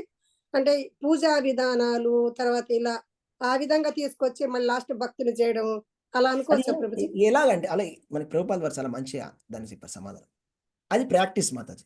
ఇప్పుడు మీరు దేవతల ముందు దేవత ఆరాధన చేసినప్పుడు ఏంటంటే మనం ఏం చేస్తాము? ఒక నియమం, ఒక నిష్ట, ఒక ఆచారం. అవునా? ఒక మనము రాత్రి పూట జాగరణ చేసి కానీ, పొద్దున ఉపవాసం చేసి కానీ, కొంచెం ఏదో నియమం పెట్టుకొని కానీ, మనం పూజ చేయడానికి, కొంచెం మంత్రం చదవడానికి, స్నానం చేసి కూర్చొని చేస్తాం. అండ్ మనం నమస్కారం చేస్తాం. అంటే నమస్కారం ప్రాక్టీస్ చేస్తున్నాం. అంటే మనకన్నా గొప్ప వాళ్ళకి నమస్కారం ప్రాక్టీస్ చేస్తున్నాం. మన తల్లిదండ్రులకు ఎందుకు దండం పెడుతున్నాం? మనకన్నా గొప్ప వాళ్ళు. మన నుంచి మనం వచ్చాం కాబట్టి వాళ్ళకి మనం కృతజ్ఞతగా వాళ్ళకి నమస్కారం పెడుతున్నాం. అవునా? సో అలాగే దేవతలు కూడా చాలా గొప్పవాళ్ళు. వాళ్ళు చాలా చాలా గొప్ప పనులు, వాళ్ళకి చాలా గొప్ప శక్తులు ఉన్నాయి. ఎందుకంటే భగవంతుడి శక్తులే భగవంతుడు నియుక్తం చేశారు కాబట్టి వాళ్ళు ప్రపంచాన్ని నడిపిస్తున్నారు కాబట్టి వాళ్ళకి నమస్కారం పెట్టడం అలవాటు చేసుకుంటాం ఫస్ట్. ఎందుకు ఈ అలవాటు అంటే తర్వాత దేవాది దేవుడికి నమస్కారం పెట్టడానికి ఇది ప్రాక్టీస్ అనమాట. ఫస్ట్ ఒకళ్ళకి నమస్కారం పెట్టడం చేస్తేగా అలవాటు అవుతుంది మనకి. సో అలాగా ఫస్ట్ మనిషిని, లేకపోతే అహంకారంతో ఉండేటువంటి మనిషి నేనే గొప్ప, నాకన్నా గొప్పవాడు ఎవడు లేడు అనే వాడిని డైరెక్ట్గా దేవాదేవుడికి నమస్కారం పెట్టుకుంటే వాడు పెట్టను కూడా పెట్టడు. అలా అలాగా దారిలోకి తీసుకురావడానికి అలాగా మెల్లమెల్లగా ఒక ఇవన్నీ దారిలోకి వచ్చి ఒక నియమం, ఒక నిష్ట, ఒక ఆచారం, ఒక నమస్కారం అని తెలుసుకున్న తర్వాత అప్పుడు వాడు భగవద్గీత ఎప్పుడైతే చదువుతాడో అప్పుడు తెలుసుకుంటాడు విషయం ఏంటని. కొన్ని కోరికలు అప్పుడు తీరుస్తూ దేవాది వాళ్ళకి దేవుడికి రిజల్ట్స్ నమస్కారం వస్తూ పెడతాడు. yes, yes. అప్పుడు అలా పెట్టినప్పుడు ఇంకా వాడికి ఇంకా ముక్తి, ఇంకా వేరే అది ఇంకా yes. లాస్ట్ ఆ జన్మకి ఇంకా ముక్తి గ్యారెంటీ. ఓకే, ఆ తర్వాత ఏంటో తెలుసుకోవాలి, అంతటితోటి ఆగకుండా అంతటితో ఆగకూడదు. అంతటితో ఆగకుండా ఆగిపోతే ఆ అది జన్మ అక్కడ వేస్ట్ అయిపోతుంది. అది మళ్ళీ ఇంకొక జన్మ ఇవ్వడం జరుగుతుంది. మళ్ళీ ఇంకో జన్మలో ఇంకొక ఛాన్స్ ఇస్తారు. ఇంకొంచెం ముందుకు వెళ్తాం అంటే ఎంత కొంచెం భక్తి చేసాం అనుకో, ఇవాళ ఈ జన్మలో మనం కొంచెం విష్ణు భక్తి చేసామంటే ఈ జన్మకు ఉన్నది నెక్స్ట్ జన్మకి క్యారీ కొంచెం ఫార్వర్డ్. ఇంకో బెటర్ పొజిషన్ ఇస్తాం. ఇంకా కొంచెం అలాగా ఎందుకు కొంచెం ఎందుకు సంపూర్ణంగా తీసుకుందాం. ఎందుకు Yes. సమయం ఎందుకు వేస్ట్ చేయాలి, ఎందుకు కష్టపడాలి మనం ఈ భౌతిక ప్రపంచంలో జన్మలు ఎత్తి. అంతే కదా. అదిగో మానవ జన్మ వస్తే ఇప్పుడు సార్థకత అవుతుంది, కాకుండా ఇంకేదైనా జన్మ వస్తే మళ్ళీ ఎన్నో లక్షల జన్మాలు ఎత్తాడు కదా. ఎన్నో లక్షల జన్మలు ఎత్తాల్సి ఉంటుంది, పడిపోయే అవకాశం ఉంటుంది, ఎన్నో ఉంటాయి అక్కడ కాంబినేషన్స్. అది రికమెండెడ్ అయి ఉంటే కృష్ణుడు చెప్పుండేవాడు భగవద్గీతలో కదా. అవును ప్రభుజీ. Yes. అంటే అది చాలా ఎటువంటి ఇంపార్టెంట్ సందేహాలు అది. లేకుండా మనం ముందుకెళ్ళిపోవాలి ప్రభుజీ. ఎటువంటి సందేహాలు అదంటే లేకుండా ముందుకెళ్ళినప్పుడు అదే కదా. అది అలా చేయడం కరెక్ట్ అయి ఉంటే కృష్ణుడు కూడా మనం అన్నట్టుగా కృష్ణుడు కూడా అనేవాడు, మీరు అందరు దేవతలు ఆరాధన చేయండి, ఏం ప్రాబ్లం లేదు, అందరు ఒకటే, ఎవరిని ఇబ్బంది పెట్టకండి, అందరు సమానంగా చూడండి అని కృష్ణుడు చెప్పేవాడు భగవద్గీతలో. అలా చెప్పలేదే, అది మన గీత, అది మన తల రాత, అది మనం చెప్పే మాట, అదే మన గీత మనం రాస్తే మన తల ప్రభుజీ రాత కూడా అలాగే. హరే కృష్ణ. Yes. చెప్పండి ప్రభుజీ చెప్పండి. అది దేవి పురాణంలోనూ ఆదిపరాశక్తే మూలం అంటారు, శివ పురాణంలో శివుడే గుప్త అంటారు. మనం అంటారు అసలు ఏ విధంగా అర్థం చేసుకోవాలి అంటారు ఇది? అవును అవును ప్రభు. గణేష్ పురాణంలో గణేష్ గొప్ప అంటారు, సూర్యుడు గొప్ప అది అంటారు, అక్కడ బ్రహ్మదేవుడు వచ్చింది. గొప్ప అంటారు. ఇప్పుడు సూర్యుడు గొప్ప సృష్టికి అని మూలం ఇదే అనుకోండి. అంటారు. అవును, అన్నిట్లో అందరూ గొప్పనే అంటారు. మీరు కెమిస్ట్రీ టెక్స్ట్ బుక్ తీస్తే ఉమ్. కెమిస్ట్రీ గొప్ప అనే ఉంటుంది, ఫిజిక్స్ టెక్స్ట్ బుక్ తీస్తే ఫిజిక్స్ గొప్ప అని ఉంటుంది. కానీ ఓవరాల్గా ఏది గొప్ప అని మనం తెలుసుకోవాలి. అంటే మనం ఒకటి చూసి చెప్పడం కాదు, తేల్చుకోలేము. ఇప్పుడు మీరు ఒక టెక్స్ట్ బుక్ తీసి ఒక కాన్సెప్ట్ తీసి చెప్తే సరిపోదు. అన్ని 18 పురాణాలు ఒకసారి పెట్టి చూడండి, అర్థమైందా? 18 పురాణాలు, 4 వేదాలు, అన్ని ఉపనిషత్తులు, వేదాంత సూత్రాలు అన్నిటిని కలిపి ఒకటిగా చూడండి. వేదైశ్చ సర్వే అహమైవ వేద్యం. మహాభారతాన్ని, రామాయణాన్ని కూడా పెట్టండి పక్కన పెట్టి అప్పుడు చూడండి, తెలుసు. మానవ జీవితము ఈ 60-70 ఏళ్ళకి అన్నిటిని ఒకటి ఒక్కసారిగా చేస్తే చూసినప్పుడు ఒకటి చూస్తే అర్థం కాదు. అన్నిటిని ఒక్కసారిగా చూసినప్పుడు క్లియర్గా ఉంటుంది. మహాభారతం, రామాయణం చూసిన తర్వాత ఇంకెవరికైనా డౌట్ వస్తుందా? ఎవరైనా కూడా మహాభారతం, రామాయణం చదివిన తర్వాత ఆదిపరాశక్తి రాముడు కన్నా గొప్పది అని ఎవరైనా అనేవాళ్ళు ఉంటారా? అవునా? ఉండరు. హరే కృష్ణ ప్రభుజీ. హరే కృష్ణ. ప్రభుజీ, మహాభారతంలోనే కృష్ణ భగవానుడు అర్జునుడిని చేయమన్నారు కదా ప్రభుజీ, అమ్మవారిని. Correct, good question. అవును, కొన్ని చోట్ల కృష్ణుడే చెప్తుంటాడు, మీరు ఈ దేవత ఆరాధన చేయి. మహాభారతంలో శివుడు ఆరాధన చేయమని చెప్తాడు కృష్ణుడు, లేకపోతే ఇంకెక్కడైనా అమ్మవారు ఆరాధన చేయమని చెప్పచ్చు, లేకపోతే కృష్ణుడే శివుడు పూజ చేయొచ్చు, అలా కూడా చేస్తాడు కృష్ణుడు. అది ఏంటి అంటే నేను చెప్పాను మీకు, పరీక్ష, మీకు ఒక రకమైనటువంటి అది ఒక మోహశాస్త్రం అంతే. కృష్ణుడు ఎప్పుడు ఏం చెప్తున్నాడు అని తెలుసుకోవాలి అంటే భక్త్యా మాం అభిజానాతి. కృష్ణుడి మెసేజ్ని తెలుసుకోవడానికి కేవలం ఒకటే మార్గం ఉంది, భక్తి వల్ల మాత్రమే తెలుసుకోగలరు. శుద్ధ భక్తులు మాత్రమే కృష్ణుడి సందేశం ఏంటో తెలుసుకోగలరు. లేకపోతే కృష్ణుడు అశ్వత్థామని చంపమని చెప్పాడు అర్జునుడికి, కానీ చంపలే కదా. కృష్ణుడు నందమహారాజు తోటి దేవుడు లేడుపో అన్నాడు, కానీ అది నిజం కాదు కదా. బుద్ధావతారంలో వేదాలు అసలు ప్రమాణమే కాదన్నాడు. రామావతారంలో కూడా ఏ సమయంలో ఏదైనా ప్రభుజీ, చెప్పగలడు. ఇందాక మీరు చెప్పారు కదా ప్రభుజీ, అక్కడ multiple సమయానుకూలంగా choice. అది అక్కడ సమయానికి ఆన్సర్ కొంచెం బట్టి దగ్గరగానే చెప్తారు. ఉండొచ్చు ప్రభుజీ. అంటే జ్ఞానం ఉంటేనే మనం సెలెక్ట్ చేసుకోగలం ప్రభుజీ. ఇప్పుడు నాకు అర్థమైంది, అంతే. క్లియర్ గా అర్థమైంది ప్రభుజీ. చాలా రామావతారంలో మంచి ఎగ్జాంపుల్ అది. రాముల వారు మల్టిపుల్ చాయిస్ లో యుద్ధం అన్ని చేస్తున్నప్పుడు దగ్గరగా ఉంటాయి కదా ప్రభుజీ, అన్ని కరెక్ట్ అన్నట్టుగా దగ్గర ఉంటాయి. దగ్గరగా ఉంటాయి. కానీ అవును, అదే అవును మీరు ప్రభుజీ, చెప్పింది మనకి గుర్తొస్తుంది. జ్ఞానం ఉంటేనే కరెక్ట్ ఆన్సర్ మనం తెలుసుకోగలము చేసుకోగలం. అవును. నిజంగా మనం ఇదైతే ఇంత బెస్ట్ ఎగ్జాంపుల్ ప్రభుజీ. అసలు అది ఎన్ని రాముడు డౌట్స్ ఉన్నా కృష్ణుడితో యుద్ధం చేసినప్పుడు కూడా అంటే మన రాముడు జ్ఞానం లేదు మాతాజీ ప్రభుజీ, మనం ఒకళ్ళు ఎక్కువ చెప్పండి, అడిగామంటే సత్యవతి మన మాతాజీ, జ్ఞానం లేదని అర్థం. లతా మాతాజీ చెప్తున్నారు మాతాజీ కాస్త. ఓకే. కాదు, నేను నాది మొత్తం యాంగ్జైటీ చెప్పాలా, ఎందుకంటే నేను యెస్. అది విన్నప్పటి నుంచి నాకు చాలా క్లారిటీ వచ్చింది. మాతాజీ క్లారిటీ వచ్చింది. అది సో ప్రభుకి ఎక్స్ప్లెయిన్ చేయాలని, అందుకే యెస్. అప్పటి నుంచి వెయిట్ చేస్తున్నాను yes Prabhuji. Mataji. Sorry Prabhuji. Simple. అదే సింపుల్ మాతాజీ. అదేంటంటే ఆది పరాశక్తి చాలా గొప్పది. నేను పొగుడుతూ వెళ్ళిపోవచ్చు మనం ఆది పరాశక్తి. సృష్టి, స్థితి, ప్రళయ, సాధన శక్తి రేఖ. సృష్టికి, స్థితికి, లయానికి కారణము దుర్గాదేవి. నిజమే. కాదని ఎవరన్నారు? విభృత్ శక్తి. కానీ ఎవరి శక్తి అని అడగండి. అడగండి. నన్ను అడగండి. ఆది పరాశక్తి ఎవరి శక్తి అని ఎవరిది? అడగండి. ఆది కృష్ణ పరాశక్తి వైష్ణవి, విష్ణు శక్తి అయిపోయింది. అలాగా అంటే మనం ఒక క్వశ్చన్ అడిగితే డెప్త్‌లోకి వెళ్ళంగానే తెలిసిపోతుంది ఆ విషయం ఏంటో. అంతే. సింపుల్. సూర్యుడు. సూర్యుడు చాలా గొప్పవాడు. సూర్యుడు మొత్తం మన బ్రహ్మాండానికి వెలుగునిస్తాడు సూర్యుడు. అంటే సూర్యుడు మనకి పరమాత్మ రూపంతో సమానం, భగవంతుడితో సమానం. సూర్యుడు లేకపోతే ఏమీ లేదు. సూర్యుడు దేవాది దేవుడు అని చెప్పచ్చు. సూర్యనారాయణుడు. సూర్యుడు సూర్యచంద్రుడు. కళ్ళు. సూర్యుడి నుంచి వచ్చేటువంటి తేజస్సు ఎవరి తేజస్సు అడగండి. ఒక ప్రశ్న. భగవంతుడి యొక్క దేహం నుంచి విష్ణుమూర్తి నుంచే కదా. అలాగా సమస్తమైనలోంచి శక్తి అంతా కూడా.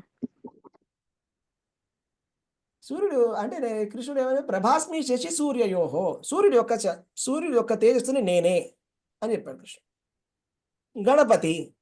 గణపతి చాలా గొప్ప దేవుడు. విజ్ఞానాలన్నీ కూడా తీసేస్తున్నాడు. అంటే మరి గణపతి ఎలా పుట్టాడు అడగండి. అందరికి తెలిసిన స్టోరీ ఏంటి? శివపురాణంలో ఉన్న స్టోరీ. అవును ప్రభు. నలుగు పెడితే పార్వతీదేవి ఆ నలుగు నుంచి వస్తాడు అలా. మీకు బ్రహ్మవైవర్త పురాణంలో గణేశుడి స్టోరీ తెలుసా? చెప్పండి బ్రహ్మవైవర్త ప్రభుజీ. పురాణం ఉందని చెప్పండి తెలుసా? ప్రభుజీ. చెప్పండి ప్రభుజీ. చెప్పండి ప్రభుజీ. తెలియదు. బ్రహ్మవైవర్త పురాణంలో గణేశుడి యొక్క ఆవిర్భావం చాలా పెద్ద చాప్టర్స్ ఉన్నాయి. చాలా ఉంది అందులో శ్లోకం. కానీ మనం ఇది ఎప్పుడు చెప్పుకోలేదు. బ్రహ్మవైవర్త పురాణంలో ఏం చెప్పారు అంటే, ఏం జరిగిందంటే పార్వతీదేవికి కొడుకులు లేరు అని చెప్పి చాలా బాధపడుతుంది. బాధపడినప్పుడు శివుడికి చెప్తుంది, నాకు కొడుకులు ఎవరు లేరు, నాకు చాలా బాధగా ఉంది. శివుడు ఏం చెప్తారంటే, ఒక చాలా అద్భుతమైనటువంటి మన ఒక వ్రతం ఉంది, దాని గురించి మనం విష్ణు భగవాను అడుగుదామని చెప్పి విష్ణుమూర్తిని పిలుస్తాం. 5 minutes. విష్ణుమూర్తిని పిలిచినప్పుడు విష్ణుమూర్తి అడుగుతారన్నమాట. విష్ణుమూర్తిని అడిగినప్పుడు విష్ణుమూర్తిని, నాకు ఇలాగ పిల్లలు లేరు, నాకు కొడుకు కావాలని కోరుకుంటున్నాను, నాకైనా మాకు మంచి వ్రతాన్ని చెప్పండి అంటే విష్ణు భగవానుడు చెప్తాడు, శ్రీకృష్ణ భగవానుడి ఒక అద్భుతమైనటువంటి ఒక వ్రతం ఉంది, కానీ అది చేయడం చాలా చాలా చాలా చాలా కష్టమైనది, ఎవరు చేయలేరు ఆ వ్రతాన్ని, నువ్వు చేస్తావా అని. పార్వతీదేవి అంటే నేను చేస్తాను. అప్పుడు ఆ వ్రతాన్ని చెప్తాడు. ఇది విష్ణుమూర్తి చెప్తున్నాడు. శ్రీకృష్ణ భగవానుడు దేవాది దేవుడు, ఆయన యొక్క వ్రతం ఇది, దాన్ని ఈ విధంగా చెయ్యి, ఈ విధంగా చెయ్యి, ఈ విధంగా చెయ్యి, ఈ విధంగా చేయాలి. చేసినప్పుడు పార్వతీదేవి చాలా అద్భుతంగా వ్రతాన్ని చేస్తుంది. చాలా, అసలు దాని డిస్క్రిప్షన్ వింటే మనకి అసలు తల తిరిగిపోతుంది. అలా చాలా గొప్ప వ్రతం చేస్తుంది అన్నమాట. ఆ వ్రతం చేసిన తర్వాత శ్రీకృష్ణ భగవానుడు ప్రత్యక్షమై ఆయననే ఏం చేస్తారంటే గణపతి కింద పుడతాడు కృష్ణ భగవానుడు. అంటే అహం సర్వస్య ప్రభవో మత్త సర్వం ప్రవర్తతే. అందరూ కూడా భగవంతుడే మూలం అందరికి. అది మనం తెలుసుకోవాలి. కృష్ణుడి నుంచి వస్తాడు గణపతి, అలా చెప్తాడు అనమాట. ఇంకా ఒక శ్లోకం కూడా వస్తుంది, ఏంటంటే ప్రతి కల్పంలో కూడా కృష్ణ భగవానుడే గణపతి కింద వస్తాడు అని. అంటే మూలం, గణపతికి మూలం కృష్ణుడు. అంటే కృష్ణుడే గణపతి అని మనం చెప్పడం లేదు, అది మన సిద్ధాంతం కాదు. బట్ ఇది స్టోరీ. మనం ఇది ఎవరైనా విన్నారా? ఎప్పుడైనా విన్నారా? బ్రహ్మవైవర్త పురాణం ఇలా వినలేదు ప్రభుజీ. ఎన్నో అధ్యాయాలలో తెలియదు ఎంతో ప్రభుజీ. తెలియదు అసలు. అది. సో అందుకే మనం స్టోరీలు ఇలాగే ఉన్నాయి. అది సో ప్రభుజీ అదే అలా అసలు ఎవరైనా కానీ ఏదైనా ఇప్పుడు మాలాంటి వాళ్ళు ఎవరైనా మా పరాశక్తి దగ్గర ఆదిశక్తి దగ్గర ఆగిపోతే ఈ జన్మకి ఇంతే కదా ప్రభుజీ. అంటే మనం తెలుసుకోలేదు. పరాశక్తి దగ్గర ఆగిపోతే మనం ఎలాగ మన పుణ్యం వస్తుంది, క్షీణే పుణ్యం మర్త్యలోకం విశంతి, మళ్ళీ వెనక్కి వస్తాం. లేకపోతే మనం దేవి ధామానికి వెళ్తాము, దేవి లోకానికి వెళ్తాం, మళ్ళీ వెనక్కి వచ్చేస్తాం. దేవతల లోకాలకి వెళ్ళినా కూడా ఏంటి లాభం, మళ్ళీ వెనక్కి వచ్చేస్తాం కదా, మన భగవంతుడి ధామానికి. ఒక మొన్నటి దాకా ఏంటి ప్రభుజీ, రాముల వారు యుద్ధం చేసేటప్పుడు అక్కడ కూర్చొని ఎలా ఈయనను చంపాలంటే అది కూడా ఒక లీల. ఇప్పుడు విన్నదాన్ని బట్టి ఆయన ఆలోచించేటప్పుడు అగస్త్య మహాముని వచ్చి, నువ్వు ఆదిత్యుడిని అదే సూర్యుడిని వేడుకో, ఆదిత్య హృదయం చెయ్యి, నీకు జయం కలుగుతుందని చెప్తే, అంత పవర్ఫుల్ అని చెప్పి రోజు 11 సార్లు ఒక నియమం పెట్టుకొని చేస్తాం కానీ మొన్నటి దాకా అసలు అంటే సూర్య భగవానుడు అనేసి అంటాము, అన్నిటికన్నా గొప్ప అని ఆయన మనం వేడుకుంటాము. మనకి ఇచ్చే తిండి అంతా సూర్యచంద్రులే కదా అని ఆ విధంగా చూసాం కానీ ప్రభుజీ ఇప్పటికే మాకు ఒక స్టేజ్కి వచ్చేసాం. ఈ కొంచెం స్టేజ్ లో దేవుడి దేవుల భగవంతుడి దేవుల మేము కృష్ణ పరమాత్మ దేవులు ఇందులోకి వచ్చాం ప్రభుజీ. తెలుసుకోలేకపోతే అంతే ఉండేది కదా ప్రభుజీ నిజంగానే. ఎస్, అంతే కదా. మీరు ఆలోచించండి, కృష్ణుడు ఏం చెప్పాడు? యదా యదా హి ధర్మస్య గ్లానిర్భవతి భారత అభ్యుత్థానం అధర్మస్య తదాత్మానం సృజామి అహం. ఎస్ ధర్మం క్షీణించినప్పుడు నేనే వస్తానని చెప్పాడు. అలాగే బ్రహ్మదేవుడు శివుడు అందరు దేవతలు వెళ్ళి వేడుకుంటే విష్ణుమూర్తిని, ఆయన రాముడు అవతారంలో ఆవిర్భవించిన తర్వాత ఆయన ఆయన అక్కడి నుంచి భగవంతుడు ఆయన శ్వేతద్వీపం నుంచి ఇక్కడికి వచ్చి, అక్కడ సూర్యుడే ఉండడు, నసద్భాసతే సూర్యో నశశాంకో నా పావక, ఆయన ఇక్కడికి వచ్చి ఎందుకు ఆయన సూర్యుడి నుంచి ఆయన శక్తి తీసుకోవాలా? ఆయన శక్తి లేదా కదా. అదొక లీల, అంతే, అదొక లీల. వాళ్ళకి ఆ నమ్మకాన్ని కలుగజేయడానికి, ఆ దేవతల మీద ఒక్కొక్క దేవుడి మీద ఒక్కొక్కరికి నమ్మకాన్ని కలుగజేయడానికి అప్పుడప్పుడు ఏం చేస్తాడు రాముడు? ఆయుర్వేదం చదువుతాడు, కాసేపు అమ్మవారు పూజ చేస్తాడు, కాసేపు శివుడు పూజ చేస్తాడు, శివలింగం పూజ చేస్తాడు, ఏదైనా చేయవచ్చు భగవంతుడు. చాలా బాగుంది ప్రభుజీ. బ్రాహ్మణుల పూజలు చేస్తాడు, ఏదైనా చేస్తాడు, వెళ్ళి కాళ్ళకి నమస్కారం పెడతాడు యుధిష్ఠిర మహారాజుకి, భీముడికి, ఏదైనా చేస్తాడు భగవంతుడు. భగవంతుడి పొజిషన్ ఏంటో తెలియనంత వరకు మనకు కన్ఫ్యూజింగ్ గానే ఉంటుంది అంతా, అంతే కదా. పొజిషన్ ఏంటో తెలియదు, భగవంతుడు ఎవరో తెలుసుకోవాలి, గొప్పతనం తెలుసుకోవాలి. చిన్న డౌట్, పార్వతీదేవి మరియు వ్రతం చేసిన తర్వాత నవగణపతులు పుడతారని చెప్తారు కదా ప్రభుజీ. నవగణపతులు వస్తే అంటే మీరు ఏ పురాణం ప్రకారం చెప్తున్నారో తెలియదు మాతాజీ. ఎన్నో రకరకాల పురాణాలు, రకరకాల కథలు ఉన్నాయి. ఓకే, నేను చెప్పలేను ఏ పురాణం, నాకు తెలియదు మీరు చెప్పిన విషయం. నవగణపతుల గురించి నాకు ఐడియా లేదు. నవగణపతులుగా ఏదైనా కూడా, ఏది ఏమైనా కూడా దేవతలందరూ కూడా చాలా గొప్పవాళ్ళు. ఆయన విజ్ఞానాన్ని తీయడానికి గణపతి ఉన్నాడు, అందులో ఎటువంటి డౌట్ లేదు, సందేహం లేదు. కానీ అందరూ కూడా భగవంతుడి నుంచి వచ్చారు, అది మనం గుర్తుపెట్టు. ఓకే, అందరూ భగవద్గీతలో ఉన్నటువంటి శ్లోకం అది. అహం ఆదిర్హి దేవానాం, దేవతలకు ఆదిని నేను. ఆదిదేవ సకలాగమ పూజిత యాదవ కుల మోహన రూప. ఆదిదేవుడు శ్రీకృష్ణ భగవాన్, అది మనం తెలుసుకుంటే చాలు. ఓకే, అందరికి ఆది, అనాదిర్ ఆదిర్ గోవిందం సర్వకారణ కారణం. అసలు ఇంకా చెప్పాలంటే, ఇంకా చాలా గట్టిగా చెప్పాలంటే, అసలు భగవంతుడు ఎంత గొప్పవాడు అనేది అసలు మనం కంపారిజన్ కూడా చేయడానికి వీలే లేదు. మనకి తెలియదు, అది మన తప్పు. మనం తెలియక మనం ఎక్కువగా దేవతల గురించి వినేసామే కానీ భగవంతుడి గురించి వినలేదు, కాబట్టి అది మన తప్పు. భగవంతుడిని మనం సమానంగా చెప్తున్నామంటే అది ఎందుకు అంటే మనం వినలేదు కాబట్టి. మీరు వినండి ప్రభుజీ. ఇంకోటి ప్రభుజీ, ఇప్పుడు ద్వాదశ రుద్రులు బ్రహ్మగారి ద్వారా వస్తారు కదా ప్రభుజీ. ఇప్పుడు అక్కడ శివలోకం అనేది ఒకటి ఉంది కదా ప్రభుజీ, అంటే ఈ బ్రహ్మ పైన ఏకాదశ రుద్రులు, అక్కడ ఉండే మహాశివుడు వేరేనా కదా? ఆయన పేరు సదాశివుడు. సదాశివుడు రుద్రుడు. ఇక్కడ ఉండే అక్కడ ఉండేటువంటి సదాశివుడు మహావిష్ణువు ఒకటి, మహావిష్ణువు సదాశివుడు ఒకటి. ఓకే, ఇక్కడ ఉండేటువంటి రుద్రుడు ఆయన సదాశివుడి యొక్క ఒక అంశ. ఓకే, అది సదాశివ లోకం. ఓకే, హరే కృష్ణ. ఓకే, చాలా చాలా బాగా చాలా చెప్పారు. చాలా సారీ, ఎక్కువ టైం తీసుకున్నాను, సారీ, క్షమించండి. ఎక్కువ టైం హరే కృష్ణ ప్రభుజీ. చాలా విషయాలు తెలుసు ప్రభుజీ, ఎక్కువ టైం తీసుకున్నా కానీ. చాలా వివరంగా చెప్పారు ప్రభుజీ, అన్ని కూడా వివరంగా చెప్పారు. ఇప్పుడు ఈ మనసులో ఉన్న డౌట్లు అన్ని ఏమన్నా ఉన్నా గానీ అవి కూడా తీరిపోతాయి ప్రభుజీ. హరే కృష్ణ. అంటే డౌట్స్ అంటే భగవంతుడి మీద కాదు ప్రభుజీ, అంటే నేను చేసే విధానంలో ఇంకా ఏమన్నా ఉందా అనే మనకి డౌట్స్ ఉండడం సహజము, అర్థం చేసుకోండి. ఇందాక ఒక శ్లోకం చెప్పాను 7వ అధ్యాయంలో కృష్ణ భగవానుడు చెప్తున్నాడు, అందరూ పుట్టడం, జీవులందరూ కూడా మోహంలో పుడతారని. పుట్టడం మోహంతో పుడతాం మనం. పుట్టడం ఏడుపుతో పుడతాం, మనం ఏడుస్తూ పుట్టాం, మనం నవ్వుతూ పుట్టలేదు. మనము ఇప్పుడు శుకుడు పుట్టినప్పుడు ఆయన ఎక్కడికి వెళ్ళిపోయాడు? ఫారెస్ట్కి వెళ్ళిపోయాడు, వనాలకు వెళ్ళిపోయాడు శుకుడు. 4 కుమారులు పుట్టిన తర్వాత వాళ్ళు పెళ్లి చేసుకోమని చెప్పేసి అలాగే నగ్నంగా తిరుగుతున్నారు జ్ఞానంతో. మనం అలా పుట్టలేదు. మనం ఎలా పుట్టాం? పుట్టిన తర్వాత ఏడ్చాం, ఎందుకు వచ్చామని భౌతికమైన వాళ్ళం ప్రభుజీ మనమంతా. మనం మోహంలోనే పుట్టాం. కాబట్టి ఈ మోహాన్ని తీయగలిగినటువంటి వాడే గురువు. అజ్ఞాన తిమిరాంధస్య జ్ఞానాంజన శలాకయ. గురువు భగవంతుడు, కృష్ణ భగవానుడి యొక్క ప్రతినిధి. కృష్ణుడే జగద్గురువు, కృష్ణుడి యొక్క ప్రతినిధి మనకి ఈ ఈ అంధకారాన్ని తొలగించగలడు. స్పష్టంగా ఫుల్ క్లారిటీ 100% లైట్ ఇవ్వగలడు. ఏదో కొంచెం లైట్ రావడం వేరే. ఇప్పుడు సూర్యోదయం అయినప్పుడు దాన్ని అభాస అంటారు. అభాస అంటే ఏంటి? రాత్రి నుంచి కొంచెం లైట్ వస్తుంది, అది ఒక రకం. మిట్ట మధ్యాహ్నం సూర్యుడు ఎలా ఉంటాడు? తగదగదగదగద మెరిసిపోతుంటాడు. అది మిట్ట మధ్యాహ్నంలో ఉన్నటువంటి సూర్యుడు లాంటిది భగవద్గీత అనేది. మిట్ట మధ్యాహ్నంలో ఉన్నటువంటి సూర్యుడు ఏ విధంగా అయితే ప్రకాశంగా అప్పుడు మీకు ఎంత లైటింగ్ వెలిగిపోతుంటుందో అది భగవద్గీత జ్ఞానం. ఓకే, అభాసం ఉండవచ్చు అంటే ఏమో, మరి చీకటి కూడా ఉంది, కొంచెం వెలుగు కూడా ఉంది. కాసేపు మనం కృష్ణుని పూజిస్తున్నాము, కాసేపు వేరే దేవతలను కూడా పూజిస్తాం. అది మిక్స్. అర్థమైందా మీకు?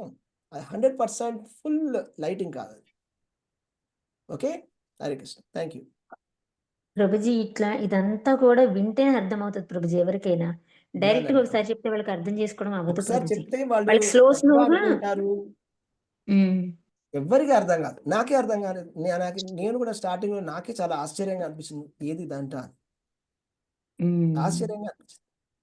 వింటేనే తెలుసు. వింటే భక్తులతో వింటే ఆ భక్తుల యొక్క 3 విషయాలు, భక్తుల యొక్క ఉచ్చిష్టము, భక్తుల యొక్క పాదాల యొక్క రజస్సు, అవునా, ఇంకా 3 ఏదో మర్చిపోయాను. ఈ 3 కూడా చాలా చాలా పవర్ఫుల్ అయినటువంటివి అనమాట. చరణామృతం, ఈ భక్తుల కొద్ది మనకి దాని మీద శ్రద్ధ పెరుగుతుంది. ఆ చరణామృతము తీసుకోవడం, అది తీసుకుంటే అప్పుడు మనకి భక్తి వస్తుంది. కానీ వేరే విధంగా ఏ విధంగా భక్తి అనేది రాదు. మనం ఏదో అభక్తుల నుంచి చెప్పినటువంటి రామాయణం, చాలా మంది ఉన్నారు ప్రవచనకర్తలు, వాళ్ళ దగ్గరికి వెళ్ళి మనం వందల క్లాసులు రామాయణం విన్నా కూడా మనకి రాముడు ఎవరో తెలియదు. మొత్తం రామాయణం అంతా చెప్పిన తర్వాత నిజంగానే రాముడికి సీతకి సంబంధం ఏంటనే డౌట్ వస్తుంది. రాముడు ఎవరు అని డౌట్ వస్తుంది. చరణామృతం అనేది తత్వపరంగా చెప్పారు.